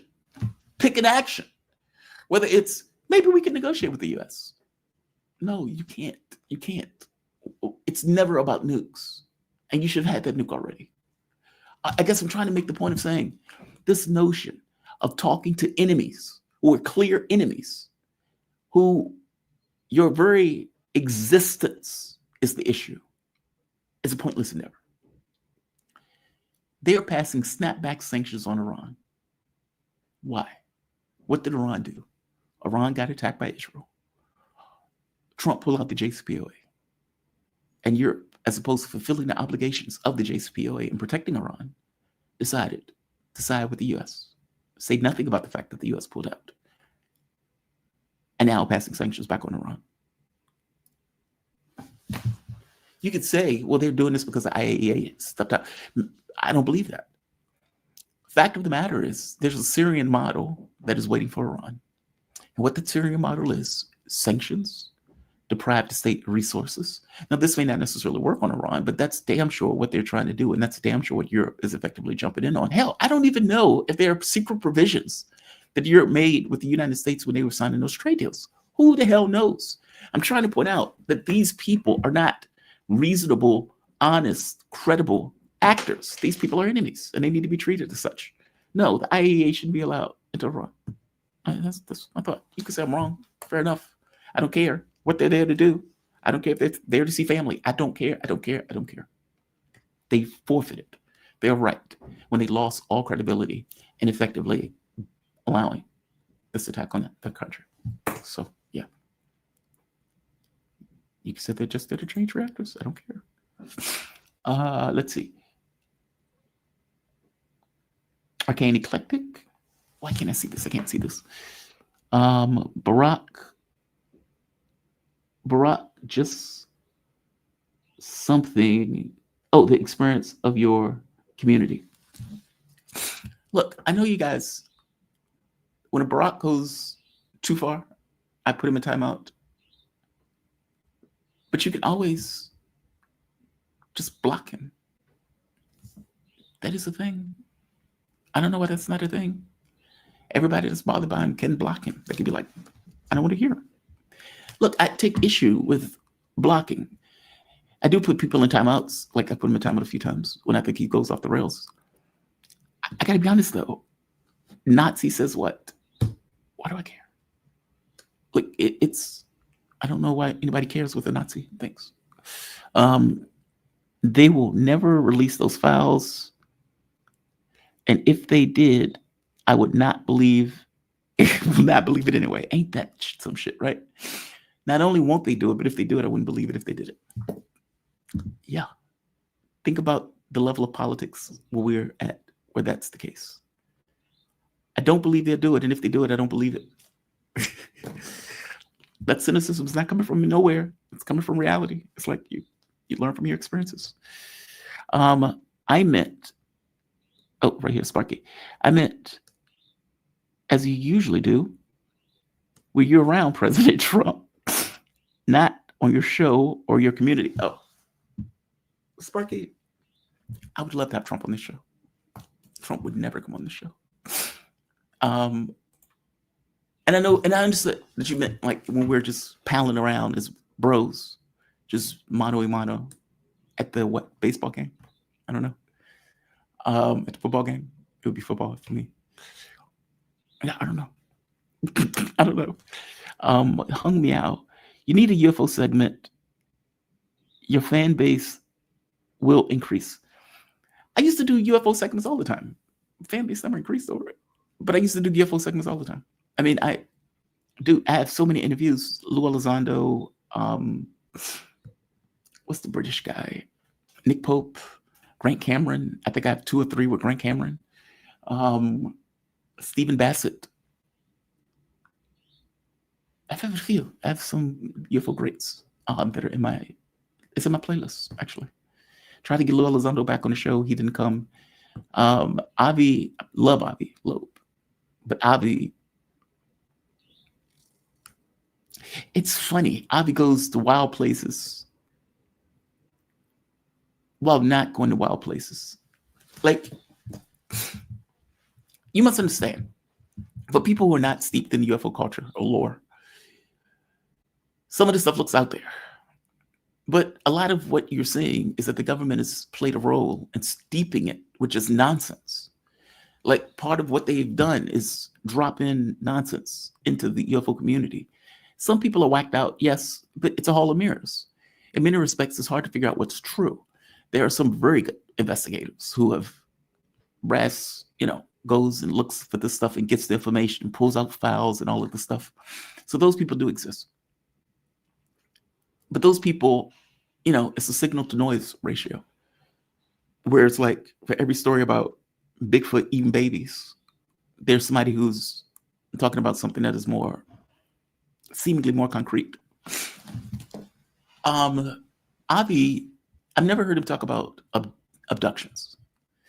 Now, the problem that the UFO community faces is one that I don't think they fully grasp.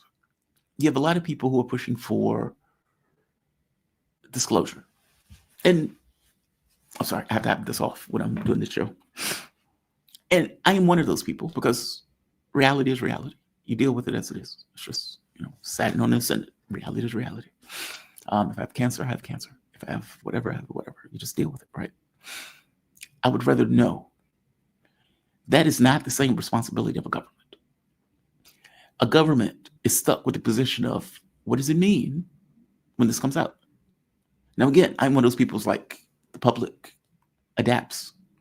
They will. They will. If they can adapt to a war, in the Second World War, they will adapt to whatever you come up with. But that's me saying that. It's one thing we have a responsibility to kind of deal with the consequences of it. And what government wants to deal with the consequences, whatever those consequences are, of telling the world, A, you are not alone. B, we know it is a flat fact. C, here's a craft that's not ours. D, these craft are in their airspace. We can't do anything about it. Hell, we may not even know a huge amount of information about it. But here's the craft. Here are dead alien beings. And here's this craft going at Mach 20 and making a right-hand turn, meaning your physics. It's not complete. They can do things that we can't comprehend how they can do. Maybe they can walk through walls.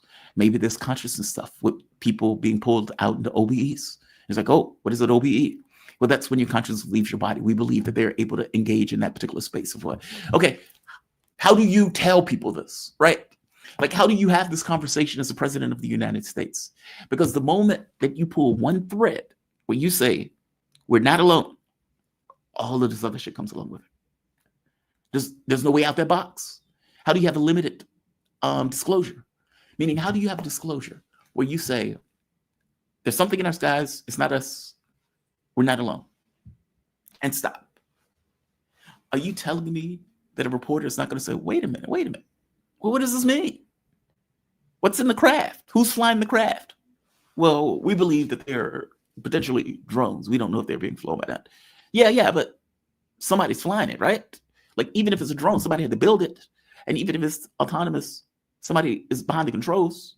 And what is the reason for that craft? Meaning, you open a Pandora's box of all of this other stuff that you are fundamentally stuck with. And some of that stuff are kooks who are going to be worshiping whatever that UFO is. UFO Jesus has come back. There's going to be that. There's going to be people who are like, those are demons. And they're going to get their shotguns and they're going to be shooting up at the sky. You're going to get both of those, right? You're going to get people who are more rational, who are just like, okay, well, what does this mean? What does this mean? But you got to deal with that. And if you're, again, dealing with the subject in earnest, oh, there's a lot you got to touch. Abductions, right? Abductions. You're stuck with abductions right off the bat. You're stuck with cattle mutilations. You're stuck with consciousness. Because if you have something that seems to have psionic capabilities, you got to deal with that. What does it mean? Most of these abductions seem to be from OBEs. And I'm saying this because in my youth, being very new agey, and as I've gotten older, reading UFO stuff, there's an overlap in these books that is hard to miss. If you're only in one or the other subject, you will completely miss it. But if you had some level of insight into one and move to the other, it is easily to see. You can't, it's unmistakable. You're stuck with issues of consciousness. What does it mean for human beings in regards to consciousness? What are human capabilities? What are these other beings' capabilities? Is there a mix in between these things? When people are being taken, are they being taken physically, or are they being taken in this kind of conscious state? I will tell you, in an OBE state, you may not know you're in an OBE state. You may think you're in your physical body, especially if you didn't do it consciously. Like, if you did a conscious out-of-body experience, you would know it because it's freaky as fuck. Noises, like just these loud vacuum cleaner noises. Sometimes you hear things talking to you, or you think talking to you.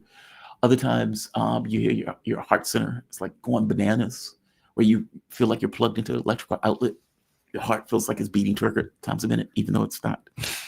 And at some point, you either lift up, roll out, find yourself on the ceiling or whatever else.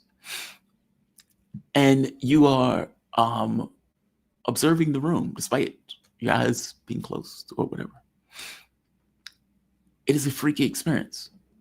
Now, if you didn't go through it consciously, you may not even know that you're out.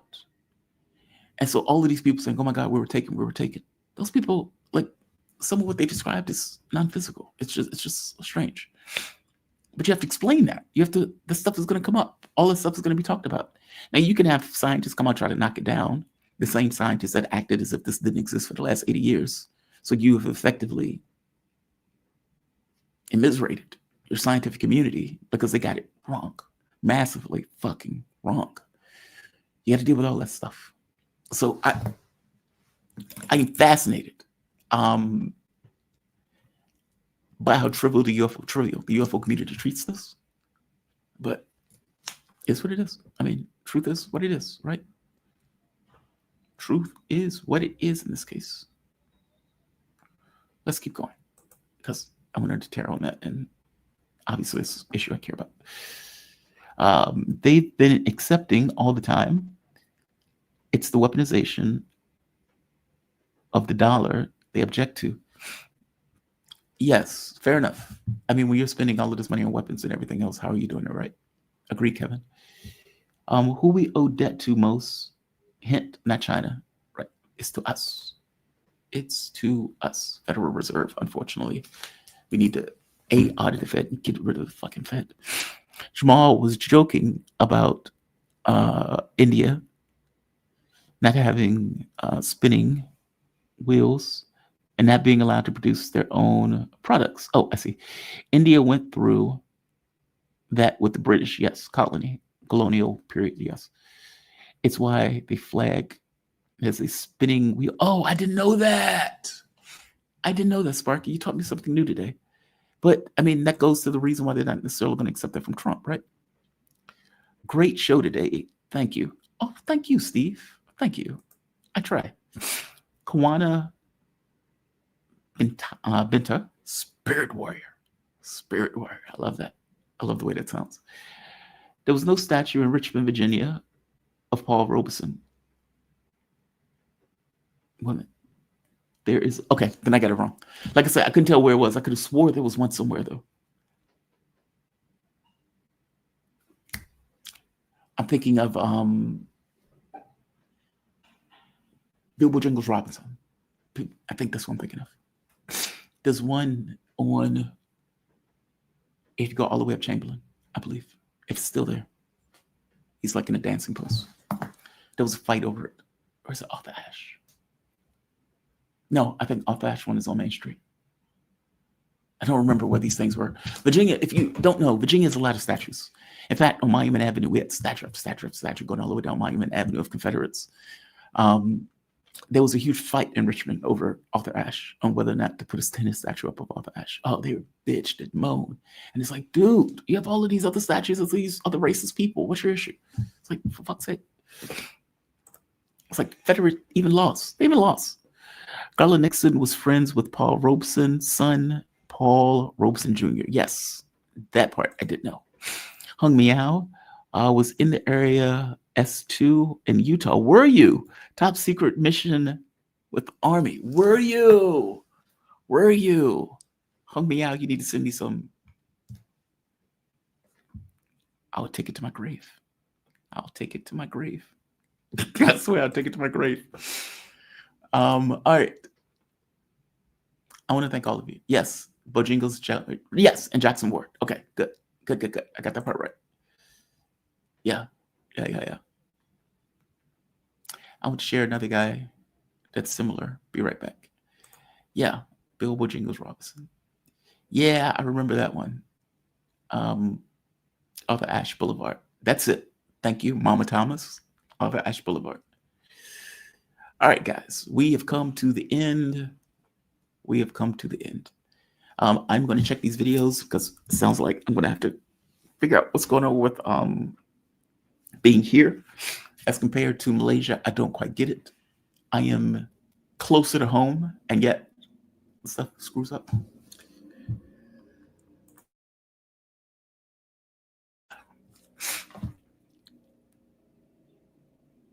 Yeah, I think that's all. I think that's everything. You guys are awesome. You're fantastic. You're the brightest group, short of the Nazi in the group. I don't want to be one of those people that ostracizes a community member. But that's just it, though. It's like being intolerant of intolerance, right? It's a quagmire. Like, you shouldn't let your values be used against you in this sense. So I feel you. I do understand it. Let's play by ear. If he's too egregious over the course of the days, I will put him in timeout again. It's like he needs to be sitting in a corner. You're in timeout, buddy. All right, guys. But again, you can always just ignore him. Hung me out. S4, S1, Area 54 is Nevada. Yes. Area 54 is Dugway Proving Ground. Yes. An army base near Tulare, Utah, across the mountain. Yeah, they had it in one space and they but they created the security range because people were sitting out there effectively watching their flights. Did you go to the raid on 51? Where all of those people were supposed to be running. It's like, what did they call it? I forget the name of the thing. Like with your arms behind your back to Area 51. And the army's like, you will be shot. Don't do this. Don't do this. And it caught wildfire. And all of these people are like, yeah, I'm going to go. I'm going to run towards Area 51. Oh, that is the funniest thing in the world. All right. You guys have black man beat a white man. What? Space brother. Yeah, space brother. I used to be that. Oh, I used to be that. I was such a sucker. It's like space brother. And then you come up with things like, well, there's no way they could be negative or evil because the evil society, you know, once they develop and modernize, they become angels and, you know, very nice people. And so if they made it in space, obviously they would be nice. It's like, dude, have you seen our political class? It's like, yeah, but nothing. But nothing. Richest people are some of the worst people on this planet. All right. You guys have a phenomenal day. I will see you bright and early tomorrow morning. I think. Yeah, I will. My birthday is on Sunday. So I don't know, but oh yeah, I have a full show on Monday. And yes, it will be a Friday. Alex Craner may be here on Friday. So there's it. You guys have a phenomenal day. Alex Craner is going to be here ideally at 8:15 or 8 o'clock ET. But either way, we'll have a good show. You all be safe, be kind to the degree that you can be kind. I'll see you bright and early. And again, thank you for all your support. Honest, God, it helps. It really does, considering the way YouTube functions. Have a good one, guys. Be safe.